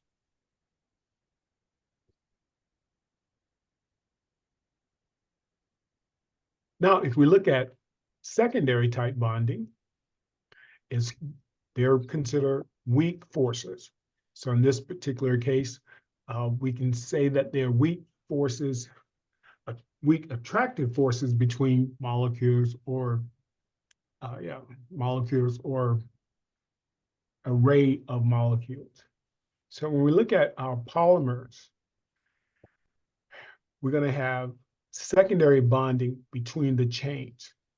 Along the chain of our polymer, we'll have 1D directional covalent bonding. So that'll be along the backbone. And between the backbones, we will have the secondary bonding between the polymer chains. Okay. Now, this is 1D covalent bonding, so it's going to be strong in one direction. But we have a lot of the secondary bonding between the polymer chains. So that's going to actually give us a weaker type material. Okay. So now we want to look at how does bonding influence certain properties. So let's start looking at some common materials. So in this particular case, if I look at metallic bonding, as we said, we have the free electrons or sea of electrons in this solid where I have the ionized atoms are stationary. Okay. So for metallic bonding, the electrons are available to conduct heat and are available to conduct electricity. Hence, our cooking pan, let's say this aluminum pan. Aluminum has good electrical resistivity. 2.7 microohm centimeters, and it's a great thermal conductor. Now, let's look at some ionic bonding. Here, we're going to look at sodium chloride. Okay, so we'll look at elements that are separated in the periodic table: sodium, column 1, chlorine, a halogen, and they have large differences in electronegativity, so they will want to transfer the electrons. And generally, ionic bonding is going to be strong. So in that case, strong bonding will give you hard materials. So typically, generally, ionic bonding is hard material, salt, very hard. Okay. And then we'll look at covalent bonding. Now, in this particular case, we're going to look at three-dimensional covalent bonding, okay, or directional covalent bonding, sometimes referred to as 3D bonding. In that case, very, very strong bonds, very hard materials. For example, diamond, silicon, well, not diamond. Diamond does have directional covalent bonding. Diamond, silicon carbide, boron nitride. You're talking about three hardest bulk materials known. Okay, so with this strong directional covalent bonding, you get high hardness.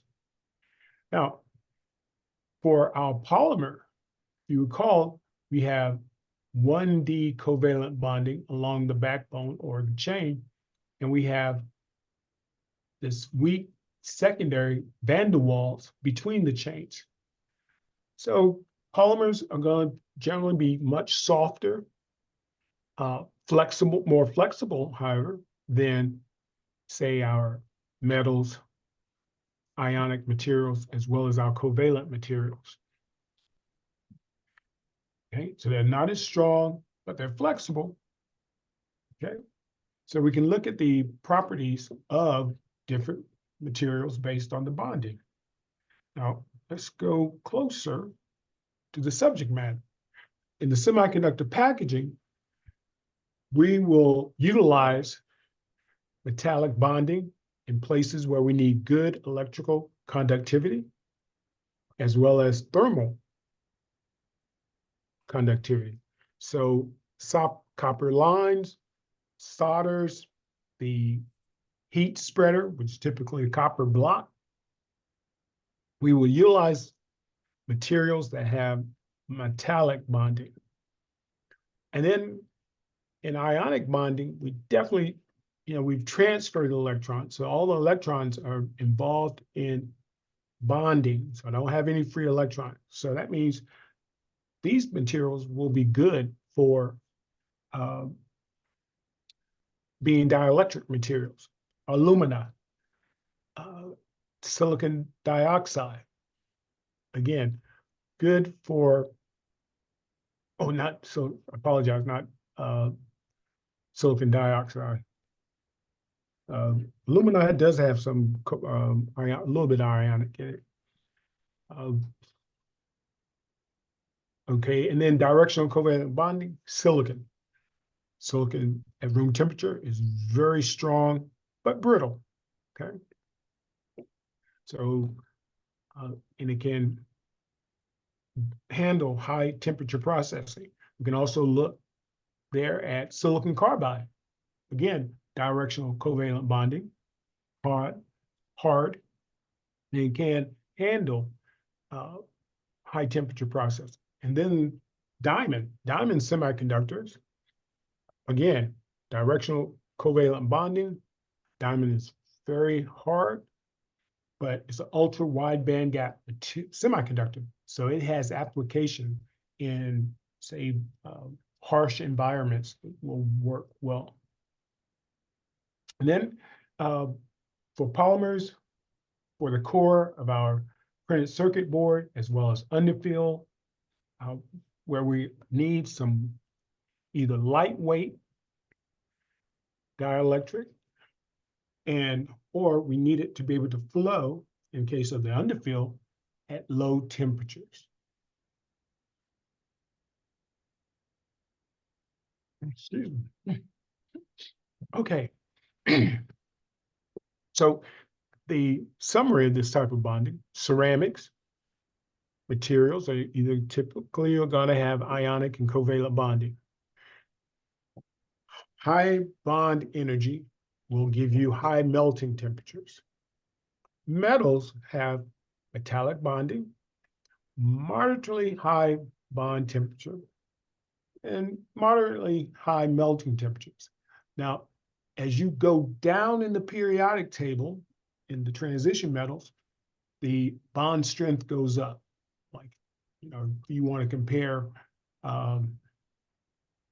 say, the strength, the hardness of copper versus tungsten, silver versus tungsten. Silver is going to be very, very soft, high in the periodic table. Tungsten is deep in the periodic table. So the bond strength is going to be different. And then when we look at the polymers, low intermolecular bond energy, okay? Secondary bonding is going to dominate. So they're going to have low melting temperatures. And a correlation that we will see that's going to be important to us when we start looking at thermomechanical properties is that the bond strength correlates to the macro strength, which also correlates to the macroscopic strength. Okay, so if I have any of the properties that I can describe by the unit cell, just a few atoms in their order at the nanoscale, those properties translate to the micro and macro scale. Okay? So if you measure the density of the unit cell of copper, it's very, very close to the density, number density, mass density of the bulk of a macro scale piece of copper.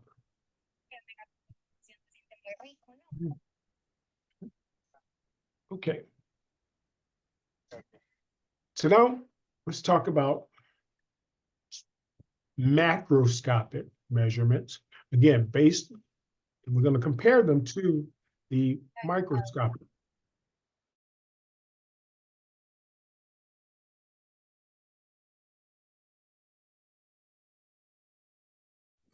Professor Halford is muted.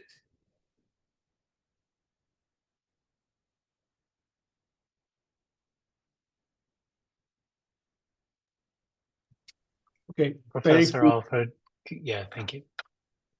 So the three types, okay, and Tip, we're going to look at macroscopic measurements in terms of bonding. Okay, and so how do we look at macroscopic mechanical properties? Well, if we start off with a solid, we have three primary, I want to say 1D type stress measurements.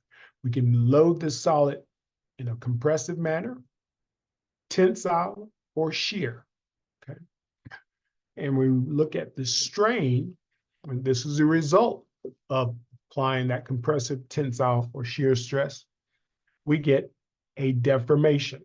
So if I strain it, I'm going to pull it, okay? If I start off with a solid, I'm going to pull it, and volume is constant. So we look at this thing called strain, which is the change in length divided by the initial length, or delta L over L naught. Okay, that gives us, it's unitless, it's a fraction. Okay, sometimes it's referred to in percentage, so you just take the fraction times 100%. The shear stress, we're going to apply a shear, and we look at this angle gamma, and for a displacement, for a distance b, we get a displacement a. So this angle is tangent a divided by b.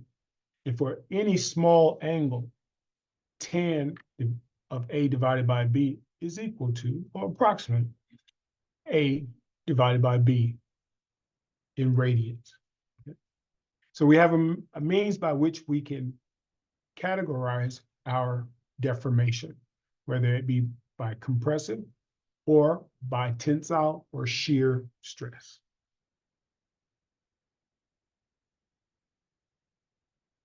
All right, so now let's talk about shear strain in the elastic regime. Excuse me. So elastic regime means that the work done on the system is reversible. Okay, so that means work, because I'm going to take a force over a distance. So if I do that, it says that there's no permanent deformation. So if I'm in the elastic regime, I apply a load, I pull my solid, I remove that load, it goes back to its original length. So the work is reversible. As long as I'm in the elastic regime or linear regime, as I load it and then remove the load, it goes right back down this linear relationship between stress and strain. Now, I can keep doing it, okay? But as long as I'm in this linear regime, I'm in the elastic region. Now, the slope of this line in the elastic region is called the modulus of elasticity or Young's modulus.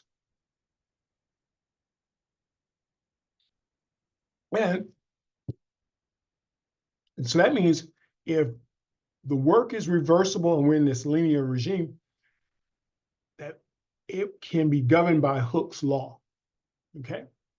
So that's our definition of the remaining in the elastic regime. The work is reversible.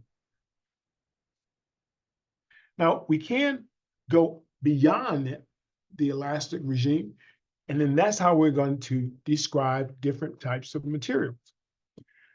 A brittle material has essentially no permanent deformation. It basically is elastic, and then once it reaches its elastic limit, you have catastrophic failure. That means failure without warning. Okay, so brittle things, again, there's no permanent deformation at failure, just catastrophic.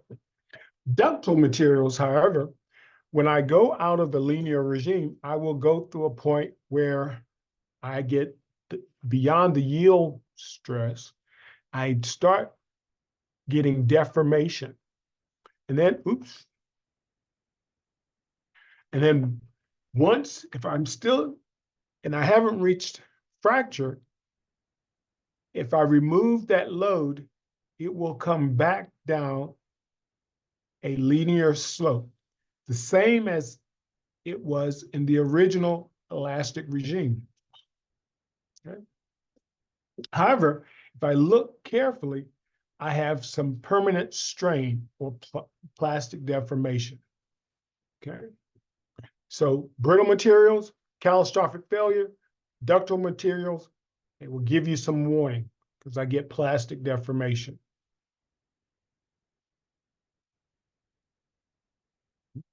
Now, in the elastic plastic regime, okay, we say that if I go out of the elastic regime, I get plastic deformation, and I can keep giving more and more plastic deformation, but I will come down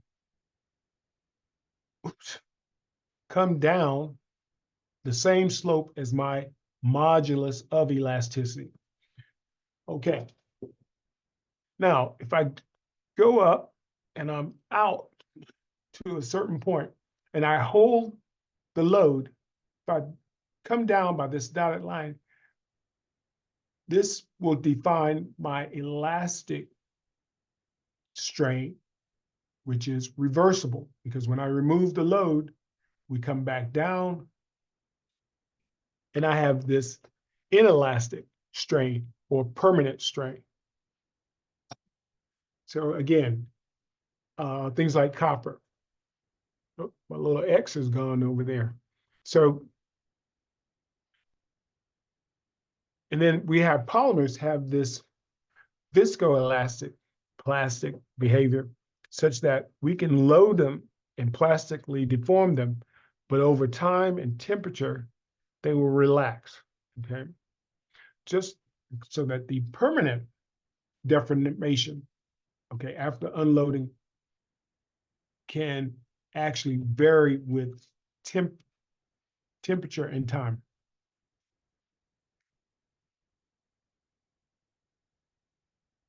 Okay, so again, you want to make sure we're clear on how we load. We load in an elastic regime. We can go up and down. The slope is defined by the modulus of elasticity. If we go beyond the yield stress, we get plastic deformation. If we're at a certain point where we still haven't reached failure, we can come back down and we have some permanent strain. We can load it again to higher deformation. We introduce more strain, but there's still a component that's reversible. That's our elastic strain. We lose that. However, we will keep gaining more and more plastic deformation to a point where we load it again, we get failure. Okay.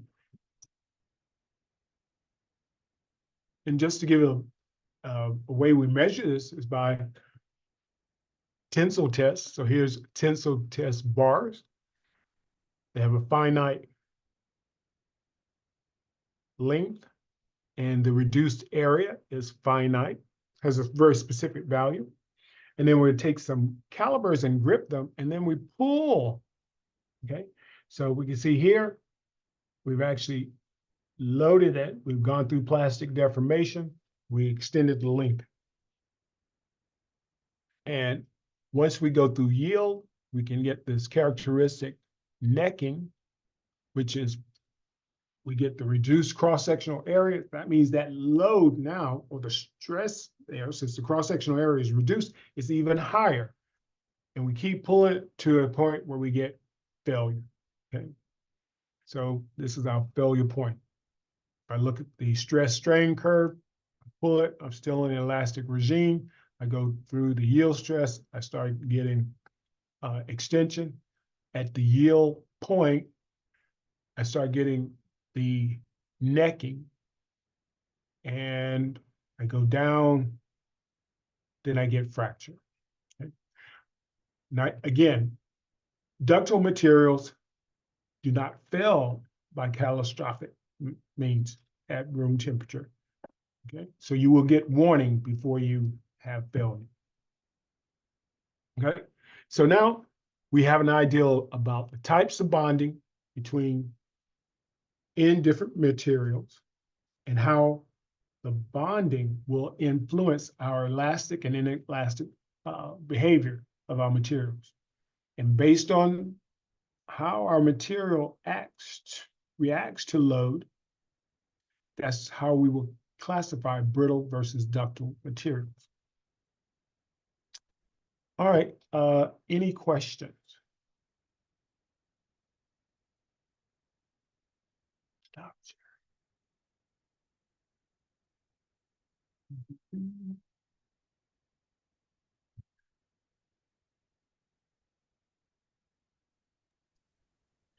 Professor Alford, I see the question in the chat.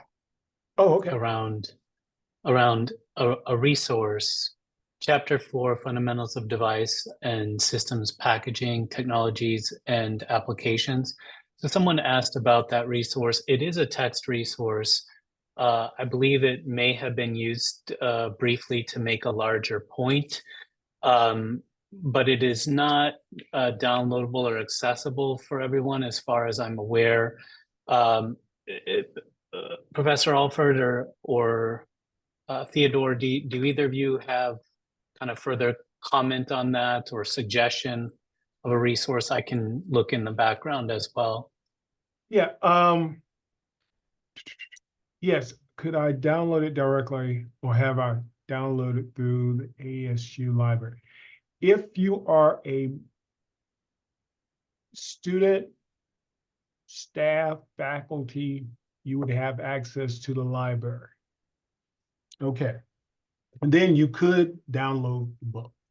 Now, it is a reference, and I think in the syllabus, I thought we listed 2 books that have, and the other book that was listed in the syllabus, that one is open source.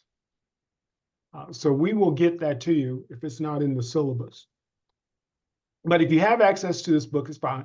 Or if you have access to a intro to material science book, that'll go through, it'll give you sufficient background. But we will give you the link or give you the name to the other book that is open source. So you'll be able to download it. And the second book is definitely more materials related.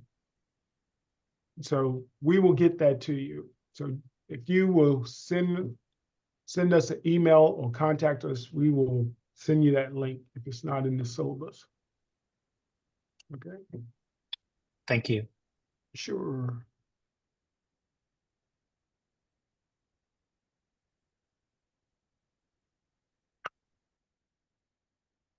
Oh.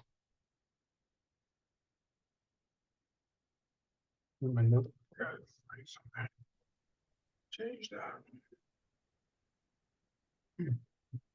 So, Professor Alford, it looks like you finished the first of the material science, the materials lectures, correct? No, yeah, I got one more to go. I just want to write down the note so I don't forget. Okay. the Yeah, I email. just wanted to check what time were we planning on going to the paper reading part? I'm going It's to try. 7:40 now. Yeah, we're going to get there at 8 o'clock Okay, sounds good. or sooner. Okay, Okay. Let me- no rush. Okay. We're out now. Zoom. Oops.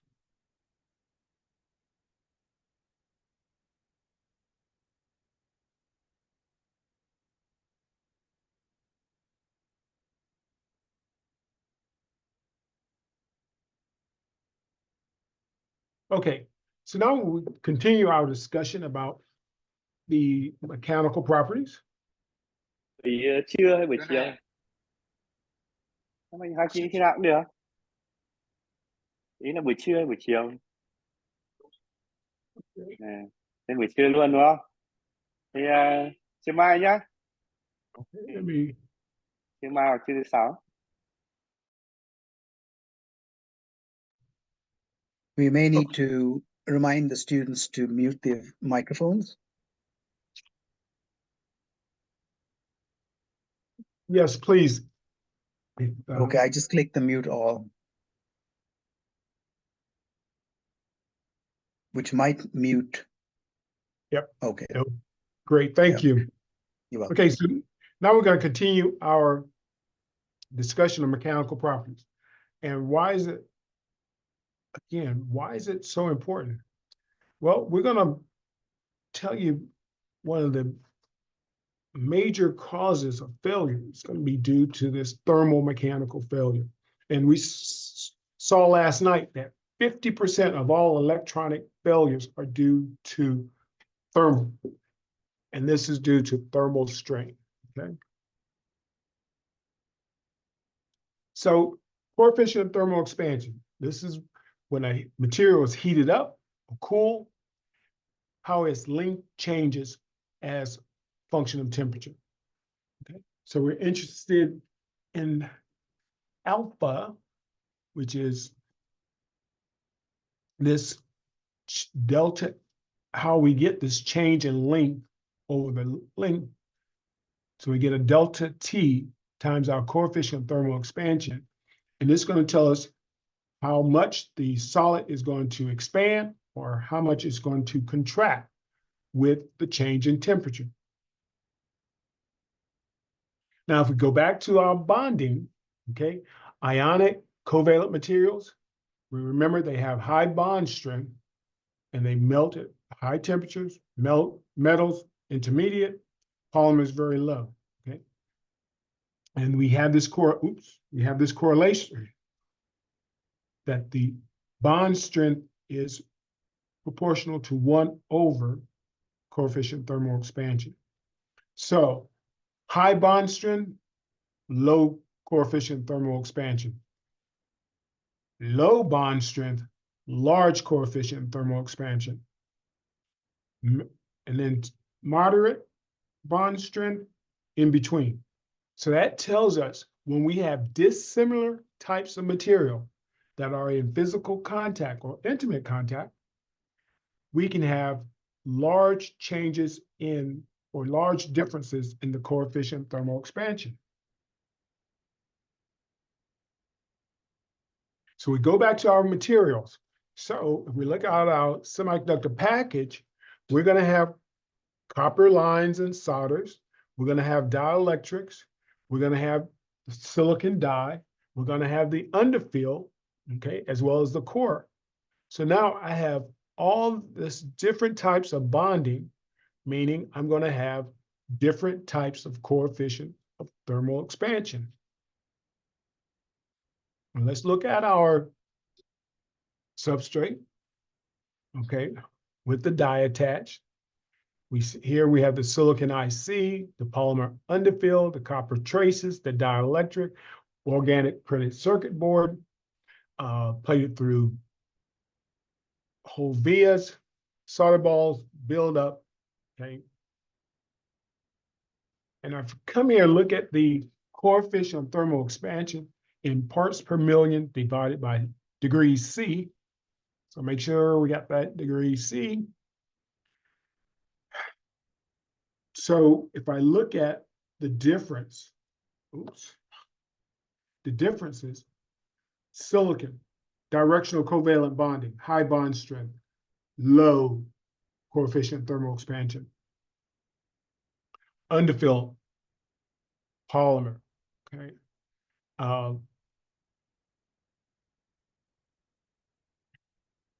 Can have an intermediate solder balls, which are alloys, metallic alloys, okay, can have a different in coefficient thermal expansion. Right? And then our polymer dielectric can have a high coefficient of thermal expansion. And then I look at the core, it actually, because it's a composite, meaning it's made up of 2 different types of material, a polymer as well as metal traces. So it's going to have a different coefficient in thermal expansion, outer plane and in plane. Okay, so remember that we can have differences in the coefficient of thermal expansion when we have a composite because it's made up of multiple materials. And why is that important? Okay, the impact of differences in coefficient thermal expansion. So let's look at a case where we're going to do our chip placement. Okay, so we have our ceramic. Now, we start off at room temperature. We put the chip down on our solder ball, okay? Whatever, however we want to do it, polymer attached, like in the case of the underfill. Then it goes into an oven for reflow. So we're going to heat it up to elevated temperatures. Not so bad, but right now, if we look carefully, if you recall, it said when I have these different types of material that are in intimate contact, they have different coefficient of thermal expansion. So now, when I heat it up, the differences in coefficient of thermal expansion will manifest itself. And it's even worse when I go to temperature cycling. And I think you will talk about this later on on Thursday night, where we'll see the impact of thermal cycling. So let's look at coefficient thermal expansion. Well, we said in some cases we have in-plane differences, okay? So generally you want to have a reference, Okay, so we have our pad alignment. Here we have our C4 solder balls. Okay. Now we got our pad. And now right now we have perfect alignment at room temperature. At reflow, we're going to get we have some differences in coefficient of expansion. So we will actually get differences in the length at temperature, at elevated temperature. Okay. Usually you want to have enough latitude or that you can still make this connection. So even when we make the connection, the problem is when we cool down and we go back, we're going to have some thermal mechanical strain. Okay, and that's for in plane. Then if we look at out of plane, okay, here I has a package and I have my bumps. Okay, I'm going to heat them up to make the connection. Okay. However, when they cool down, I'm going to get a little bowing. Okay? It's exaggerated, but it's enough that if you get it, you can actually induce cracks and delamination, and that results in failures and yield loss. Okay, and this out of plane deformation is called warpage. So with warpage, because of this difference in coefficient thermal expansion, when you get materials that have substantial differences, when you heat them up, you can get concave deformation. And when you cool down, you get convex deformation. Okay? And as we process the material, we go through several thermal cycling because, we have to do maybe a reflow, a connection, another reflow at a certain level. And you're just going to cycle through and you're going to keep inducing all this thermal strain and stress. And the consequence of it is that it can lead to various types of failures. Okay? So if you get excessive warpage, you can get extension of, say, this contact, this solder ball contact, and you can start inducing voids. Now, you say, well, still most of the metal's there. No, but now the cross-sectional area has changed. If I look at the cross-sectional area here versus the solder ball, it's substantially different. And the component of the net resistivity will increase the effective resistivity of the material because these voids have high resistivity or effective resistivity. Then I can actually get delamination. And so if I look in this particular case where the warpage is such that the solder ball does not make electrical contact, okay? So that now I have an open. And in some cases in the center where I get when I get this warpage at the end, I'm going to have a high stress in the center, and that's going to actually squeeze these very ductile tin lead solder balls or tin silver solder balls. Okay, so now I can actually create shorts. Okay? And again, in other cases, I may not have a good connection or even go to a point where I actually have an open. And again, you can see the void formation. So the net effective resistivity increases. So with that, when I have any materials with different types of bonding, that's going to result in differences in the coefficient of thermal expansion, and which will result in thermal strain or thermal stress in your package. And given that the semiconductor package is made up of many different types of materials, as well as made up of components that are composites, meaning they're made up of multiple materials, I'm going to have a wide varying mechanical properties across the package. And we saw that, unfortunately, this difference in coefficient of thermal expansion can result in defects and failures. And they have to be considered during the manufacturing as well as during the operation of the electronic package. So that's where modeling and experimental evaluations come into play. All right. Do you have any questions?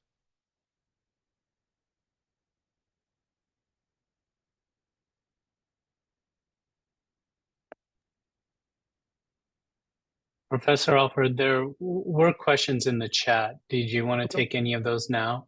Sure. One of them came in just a couple minutes ago. It was, is the epoxy between the die and the package intended to mitigate the impact of thermal expansion of building materials? Well, so like in the case for the underfill, is a polymer that flows under. Its function is to provide mechanical stability. Let me just want to stop sharing. Oops. Okay, so its responsibility function is to provide mechanical stability. Now, unfortunately, that epoxy in certain cases can help, I should say, sometimes it can help mitigate that difference in coefficient of thermal expansion because it's considered a stiffener. It'll stiffen it and try to mitigate that strain. However, in cases where certain chips that are wide, large, and I got to get that reflow in deep, okay, there you typically get an epoxy or polymer material that flows at much easier at elevated temperatures. And so if it flows if it flows much better at elevated temperature, it's typically going to be much softer. So it won't be able to it'll provide some mechanical stability, but it won't give you the real stiffness that you need to help mitigate that difference in coefficient of thermal expansion. So as we go to the larger chips, and especially when you start talking about heterogeneous integration, the TIMs and the reflow materials are going to be really critical in terms of selecting those that have the correct properties for you. Okay. Okay, thank you. And one more, if you don't mind. Okay. We had a question come in that was maybe two more. In the context of microchip failure, so that experience of microchip failure, what is the material that has the highest probability of being damaged? If I've expressed that correctly. Yeah. I would, again, I'm going to say, depending on how you're mistreating the material. If it says that, if you overclock this CPU and you just start just putting heat into it or having it just generate a bunch of heat, you could have catastrophic failures. It could fail anywhere. Okay. Now, if we hold it at a high temperature and we're stressing, you're getting that warpage, you can have a failure mechanism called creep, where it's not enough stress to break it, but at elevated temperature, you can get the defects to be generated and migrate such that they cause larger defects. Then you can go to failure. okay, creep. Then the other one you can also have is fatigue during thermal cycling. Say I'm driving it really hard, putting out a lot of heat. Then I cool back down. Drive it really hard, put a lot of heat, cool back down. Drive it hard, okay, that's thermal cycling fatigue. An analogy would be if you get a coat hanger and you just keep, you can't bend it one time and break it, okay? But if you keep bending it, mechanically cycling the load, eventually it will sit at a very low value of load. Okay? So generally, depending on the service, it will dictate the probability. But generally, I would say it's going to be your metals are going to have the highest probability in terms of thermals, if I'm looking at thermal fatigue. Thank you. There were a couple more that came in. One was about what role does temperature play in the warpage behavior of semiconductor materials during the manufacturing process?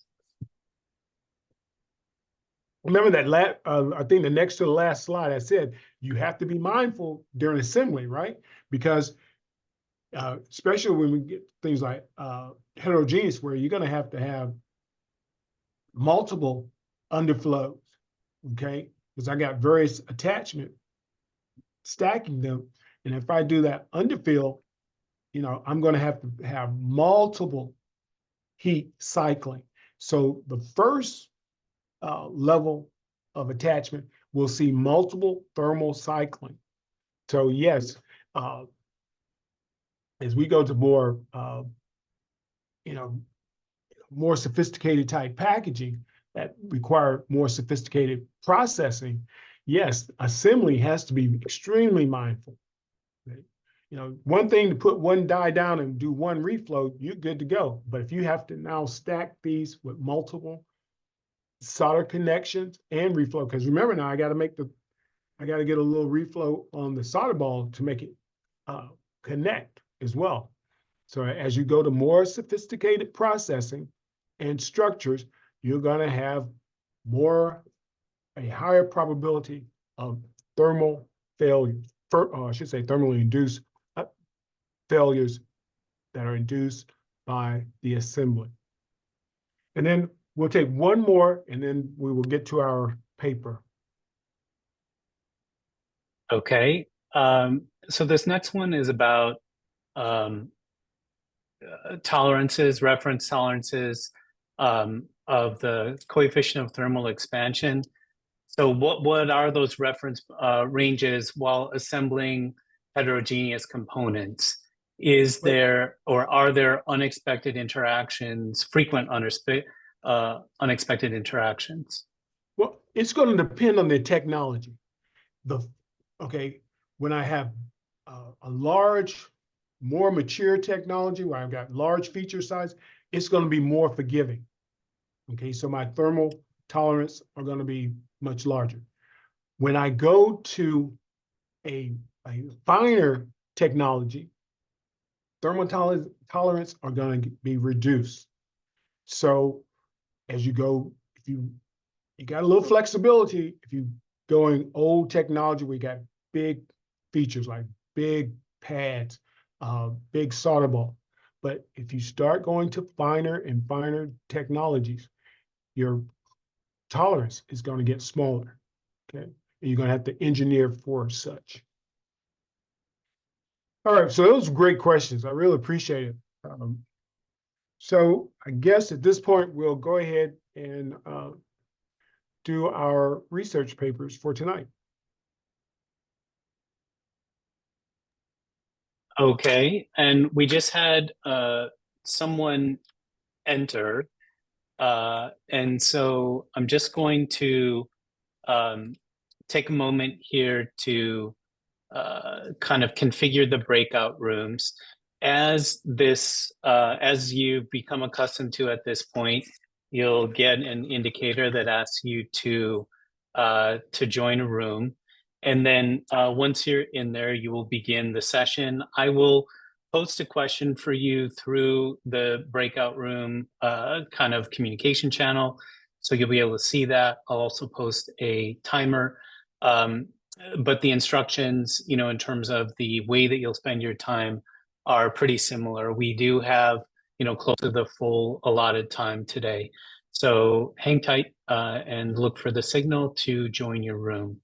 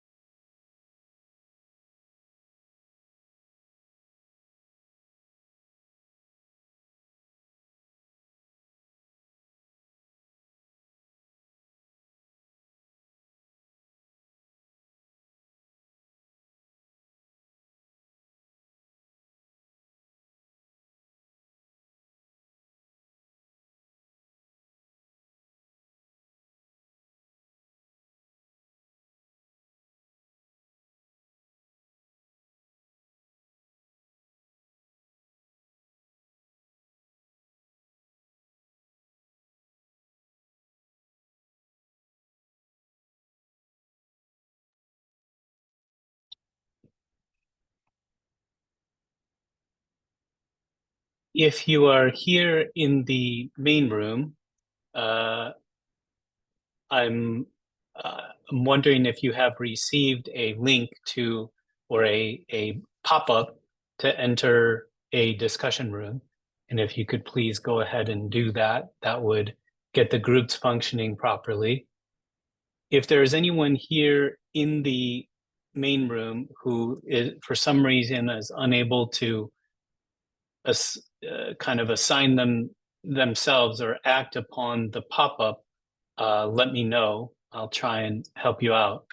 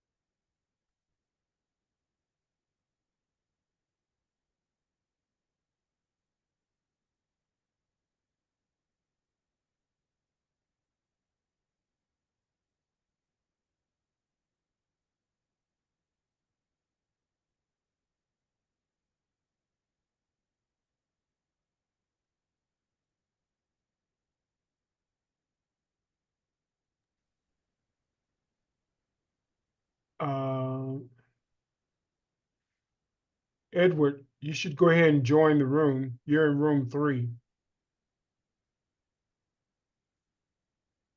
Hong Nguyen, you're also in, you're in room 4.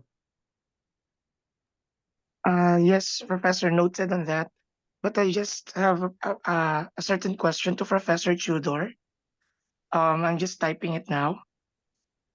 Okay. Sounds good. Who else is out there?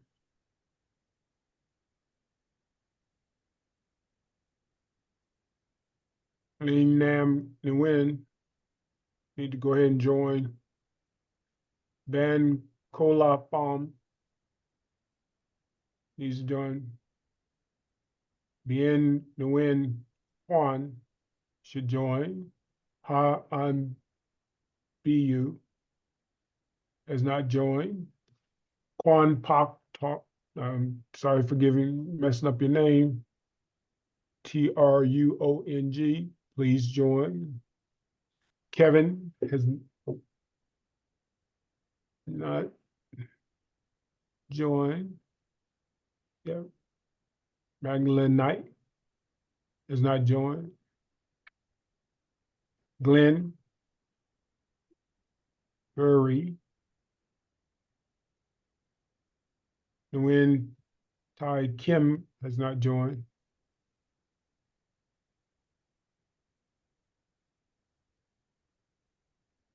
Hu Yanggong Hu.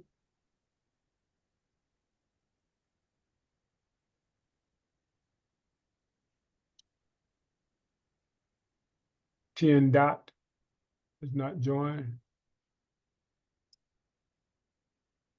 Kron Fon has not joined.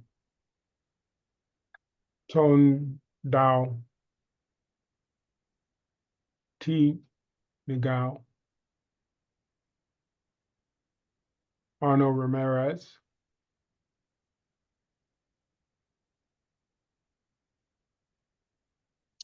Arno Ramirez. Dang has not. Luis Pablo has not joined. Stephanie has not joined. Yeah. Professor Alford, Yes. one student has a question that saying that his room has only 2 people in it. Should Okay, there be more in it? But I Yep. don't know what the So room number is. Go ahead, Mike. move 'em. So if more from this board that we're discussing with right now enter their rooms, most of those rooms should have 3 to 4 people. I took my number for the number of breakout rooms based on the number of people who were in the meeting at the time that we discussed breakouts. So everyone has an assigned space. And so everyone should be attending their rooms at this point in time. Okay, And that will facilitate the discussions there. I'll post a message to the boards in the meantime. I did post a brief message to them, asking them to continue and letting them know to expect some additional colleagues for further reading and discussion. But if that person is in a breakout room, I would say maybe they could break out the articles so that they have 2 people reading one person reading the other, and they still try to discuss. So whoever feels more comfortable in English perhaps could tackle that task of the single read until they have a colleague join. okay, and what I've done is, some of the rooms, like his personal was only one, Good night, Professor. what? I'm this Pablo. I'm the hot Hey. room. Pablo, Yes. hold- I got, I wrote in the chat.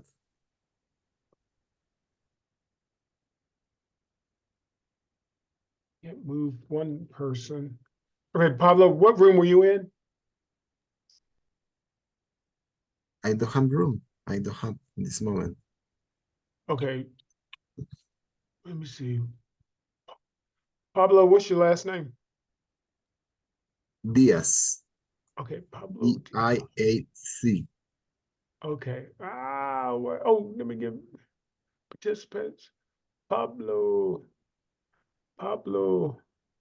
Diaz. Diaz. I don't like this thing. It's not doing it in alphabetical order.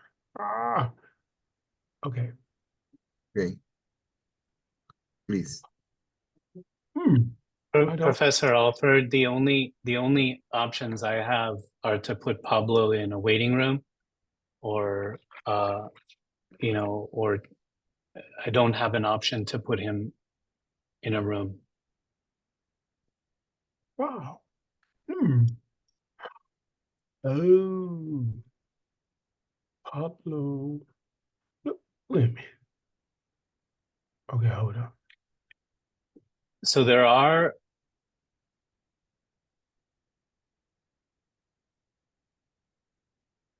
we can Oh, okay. I'm gonna move him. I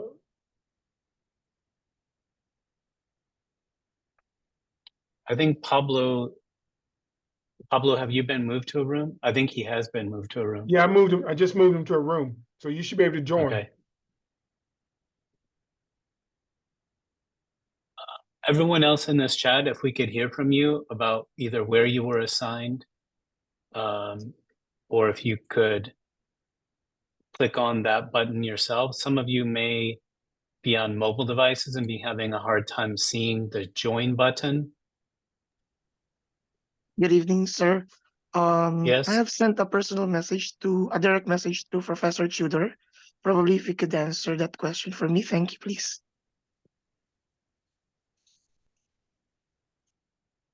Okay, and some of you, there's one person, I can't move him. I don't know what the problem is.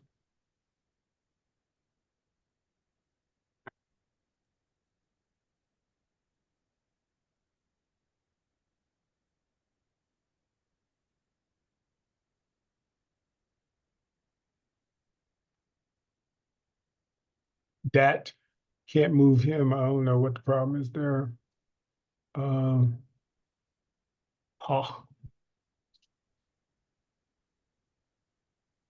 Moved to room 27.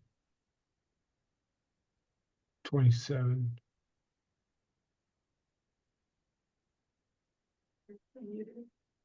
Yeah. Oh, yeah, absolutely. Mhm.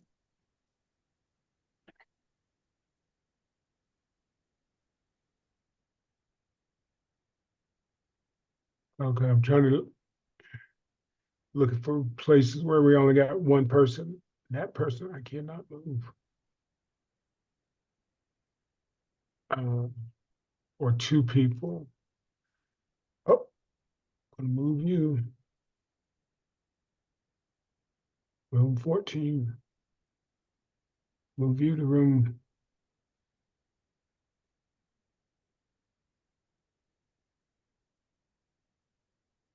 $14.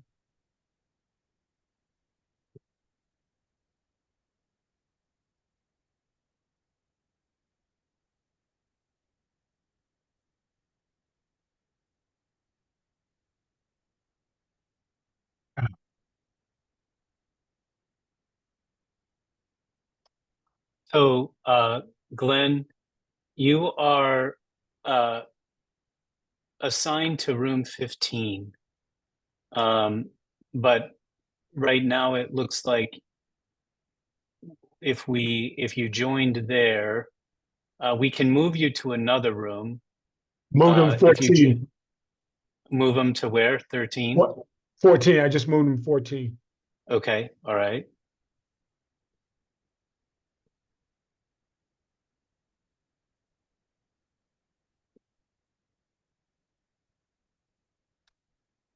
This is 10. Move you. Glenn, if you're online, please move to room 14.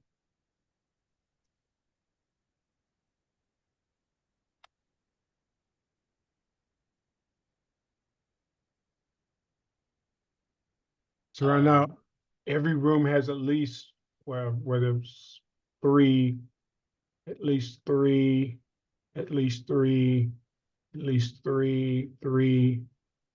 Except for room 21, I can't move that out of room 23. Oh, come on, people. 24, move to 24. That's three, three, three, four.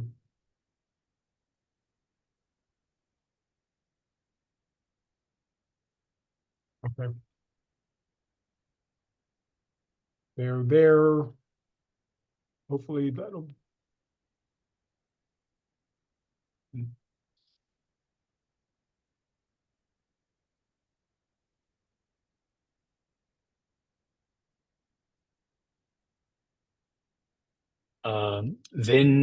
Vin Quang Dong, you are assigned to room 26. Are you able to join on your own? It shows that you've been assigned but have not joined.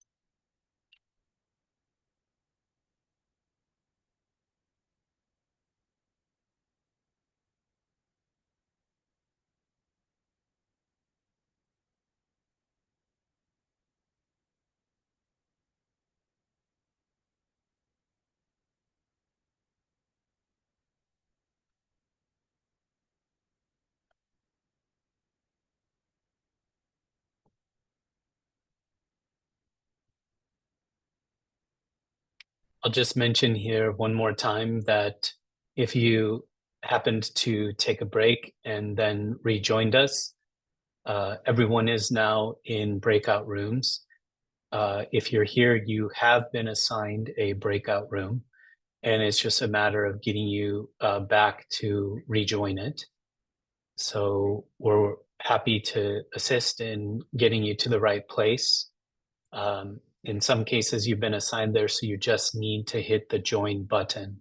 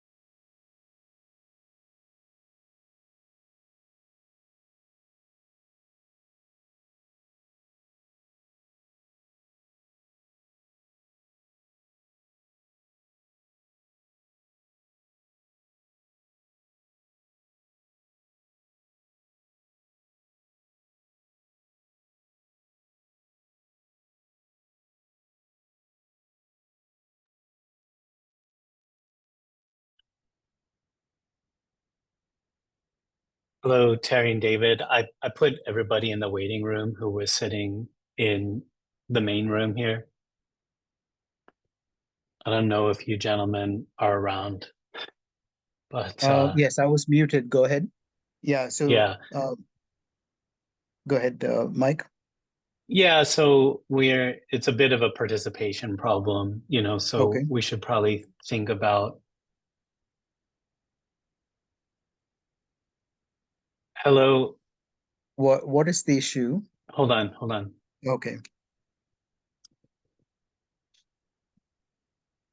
Hello to those who've joined. Are you coming back from your rooms?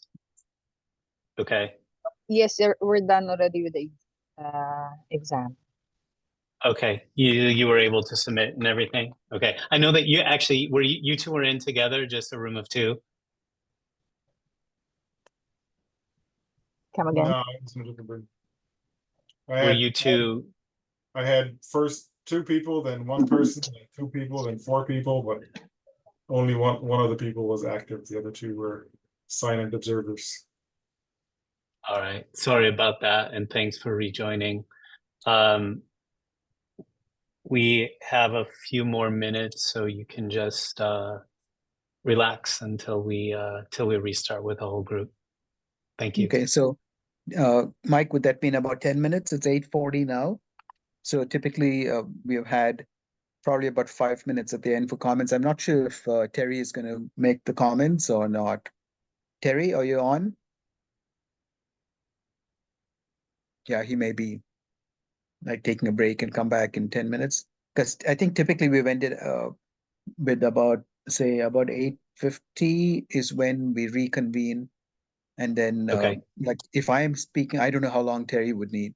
If he were speaking, if I was speaking, I just need 5 minutes. So I would Okay. have you go first with any announcements. So unless we Okay, hear otherwise from Terry, go ahead. All right. Hang tight. I'm just going to make some announcements in the rooms again. Okay. Thank you.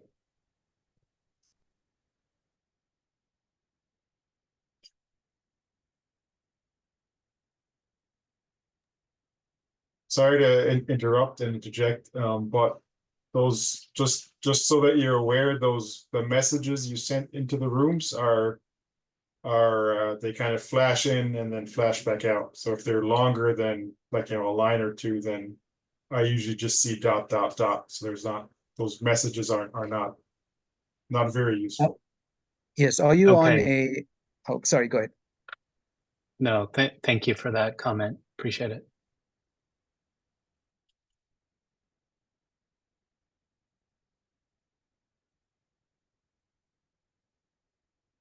So Mike, is that an issue for those who are on a phone versus a laptop? I'm on a big screen desktop, so there's no Okay, no limit on space on my screen. Okay, because when I click on the chat button, I am able to raise up a separate window on my laptop. And on that window, I can resize the window to the full screen if needed. And so I can see the whole message. Yeah, it's just a different functionality. It's a broadcast message in the chat. So there's ways that we can enter into that with voice or sort of voice or written message. But that's a good point, that those written messages are kind of like I guess they're disappearing. So I guess an alternate would be to project a slide into the breakouts. Sounds good.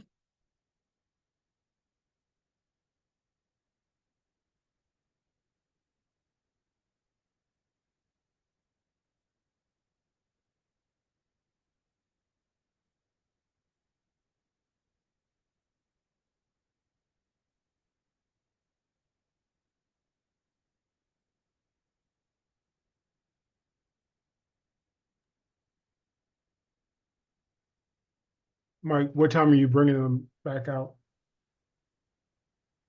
Oh, yes. That's what we were Terry, just discussing, but probably 8:50. Okay. so Terry, were you going to comment on the papers?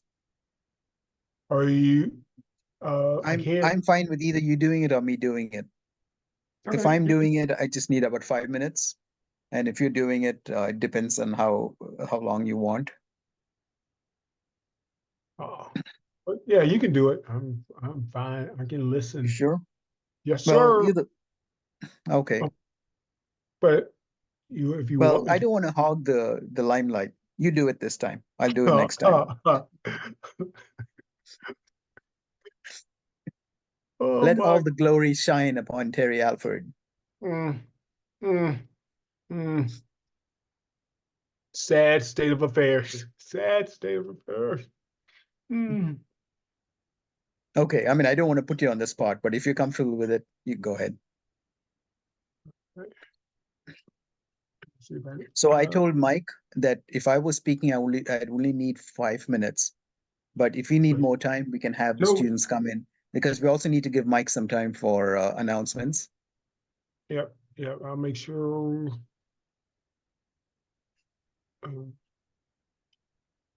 Week 3. Week 3. Week 3.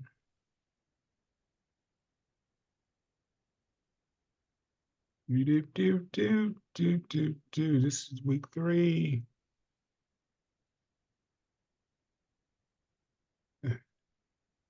Day 2. Yep. Water immersion, cooling. Yeah, microfluidic cooling design, and the other one is water immersion cooling. So Terry, if you want a little more time, we may want to have Mike bring in everybody. It's 8:46 now. Okay. Because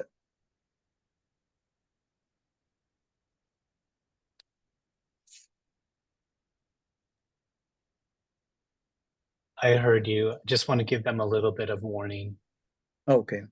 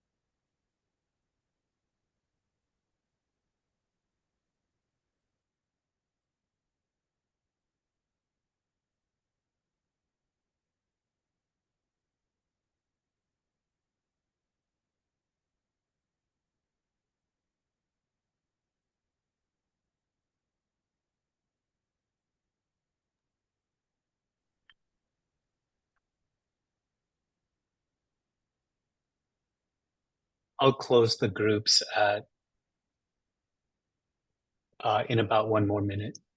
Okay, sounds good. Then they'll begin rejoining. Sounds good.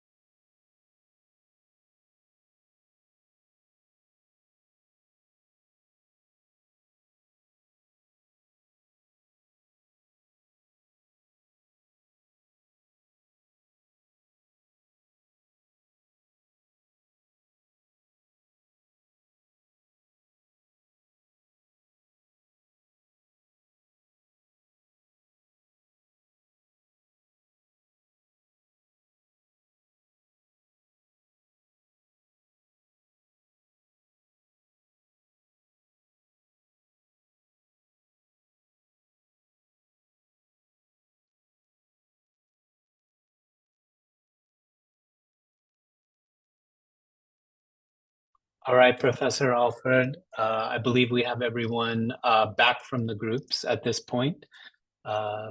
So I know that there's a bit of a wrap up to maybe some of these articles and discussion.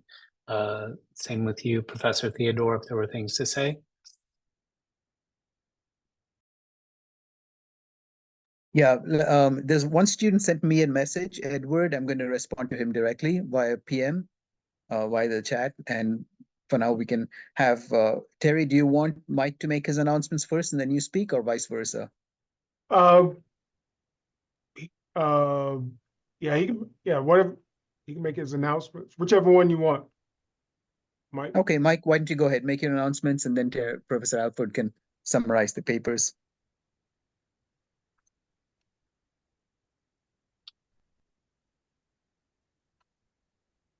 Okay, everyone. Well, I don't have a whole lot of announcements for you other than just to say thank you for those who participated in the groups, and I hope you had some good discussion.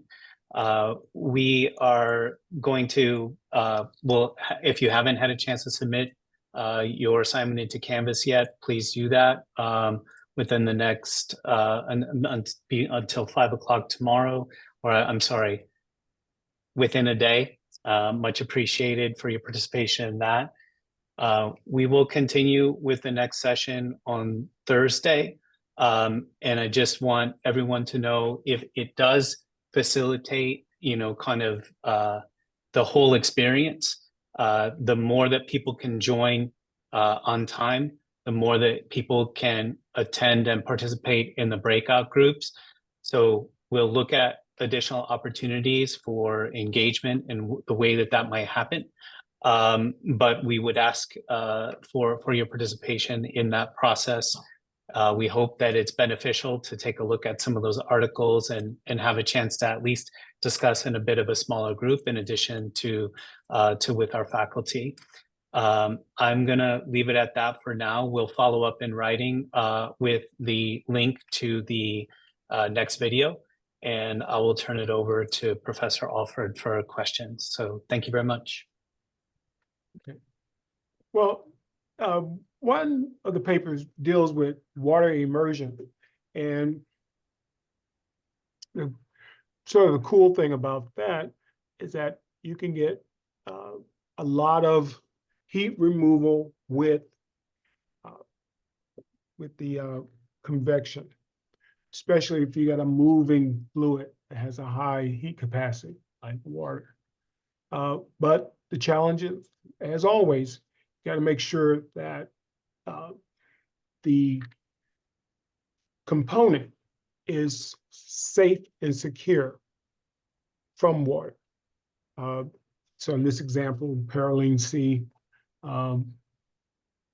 claims that it will prevent electrical leakage up to 200 volts. So pretty, and they claim they get these high heat flux, like 562 watts per centimeter square.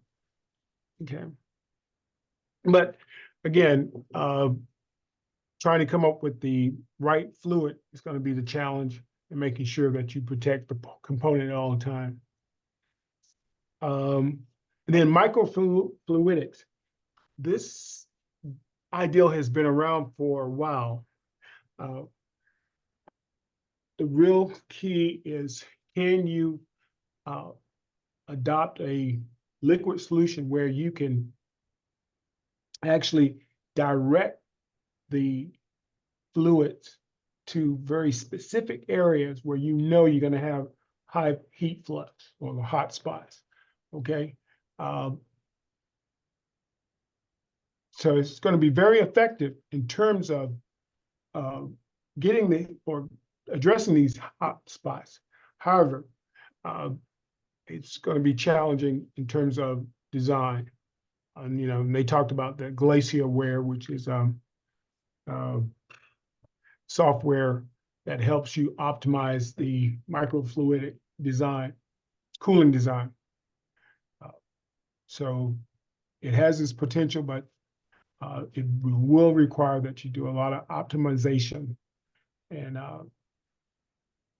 But yes, it probably will may not see it in the smaller personal components, mobile components, but it will show itself to be significant in data centers and moving forward. Any questions, comments?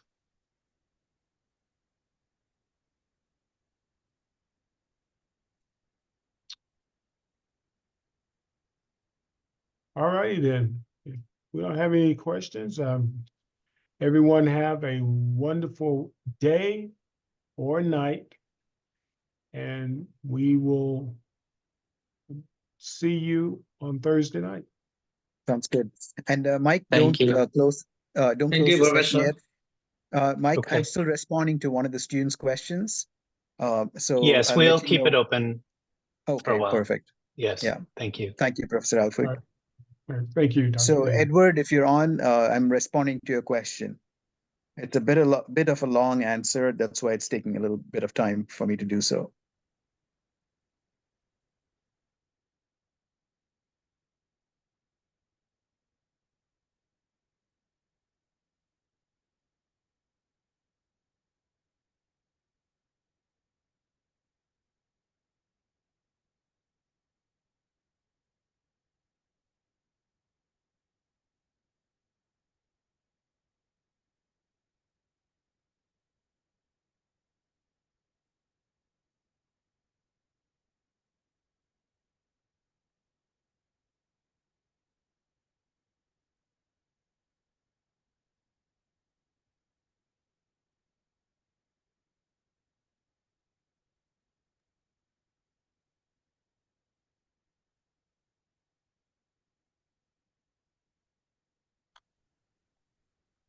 Thank you, Professor Tudor. I'm Edward.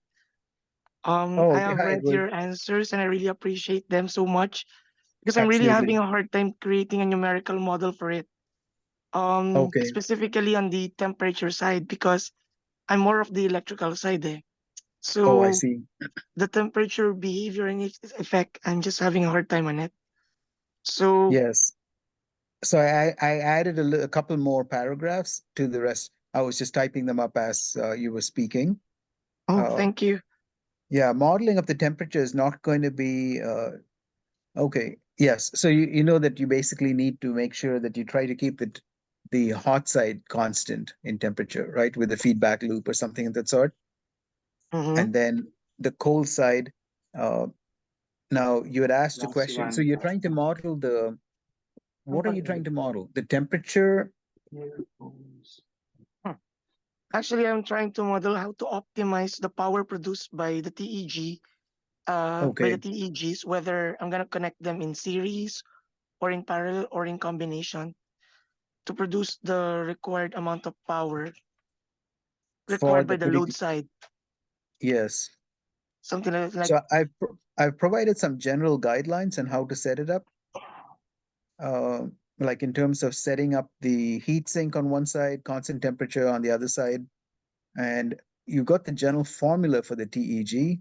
Mhm. The problem is, yeah, so that's basically voltage is alpha times delta T. delta T. Right. So that's the case. However, as you send more current into the TEG Mhm. can start behaving in a non-linear manner. So the only way for you, yeah, so you have to have some way of actually measuring its behavior, uh, because there's a certain regime in which the TEG is linear, like the Seebeck coefficient, that's alpha, multiplied by delta T will give you the voltage. Or if you apply a certain, depending, they are interchangeable, right? Like if you apply a certain voltage, you can get a certain change in temperature. And the converse of that is a thermocouple, where you apply a certain temperature difference and you get a certain voltage. But the problem is that the linear region depends on the TEG. You'll have to try to see if you can get any paper that discusses that, where somebody has actually measured that the voltage is a function of change in temperature, or alternatively, for whatever TEG material you are using, you will have to get a calibration curve. Do Actually, you I was understand? looking for that calibration curve, but we just bought the TEG from, a local market. And when I was asking Okay. them, do you have any particular specifications of this or any local curve of this? They don't have any available of that particular, Yes. paper. Yeah, they may just be outsourcing it, meaning that who you bought it from, are they manufacturing it or are they Or being they're the just middleman? reselling it and redistributing it. Probably, Yes. I saw from the what to say, from the trademark. It came Yeah. from China, something like that. Okay. So, but Yeah, that makes it a bit complex. So, I mean, if you're able to find out who the original manufacturer is, who sold it to the middleman, who you purchased it from, you may be able to contact them to see if they have any publications, like they may have it listed on a website or something, or if you contact them, they may be able to send it to you. If you're not able to get that, then another alternative is that you have to create the calibration curve. Which is not, yeah, you'll have to look into how to do that. That is, it's quite a bit challenging for me, actually. yes, yeah. Yeah, you'd have to have a very, very controlled setup that matches the actual experiment that you're setting up as close as you can. And then you have to have independent measurements of the delta T. So you can apply different voltage. So in a thermocouple, for instance, you can basically apply different temperature differences, right? And measure the voltage that you're getting from the thermocouple. But of course, the difficulty is in measuring those temperatures. How are you going to measure those temperatures? You'll have to use another thermocouple, something that's, so if there is like for instance, in the US, there is NIST that provides calibrated equipment. Like you can purchase something that's calibrated for a particular thing, like for instance, thermocouples.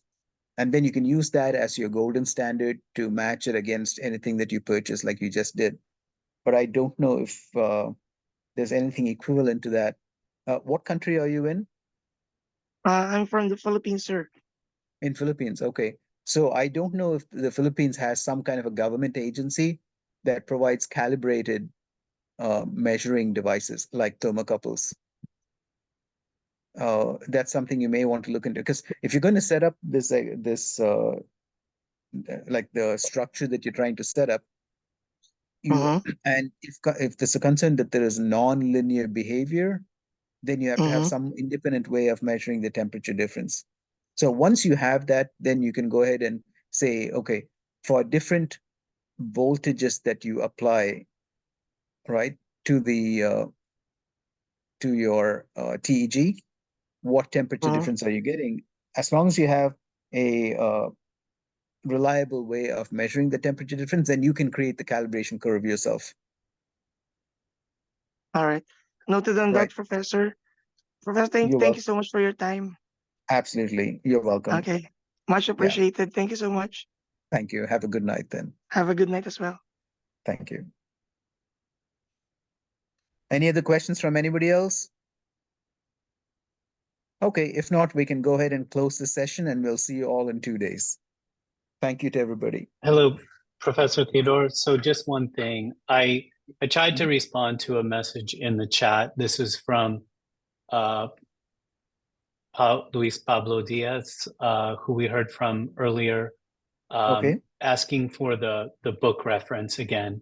And so I just provided, that it's 849 pages. It does have a title, publisher, etc. That was probably all information that was known by this group largely already.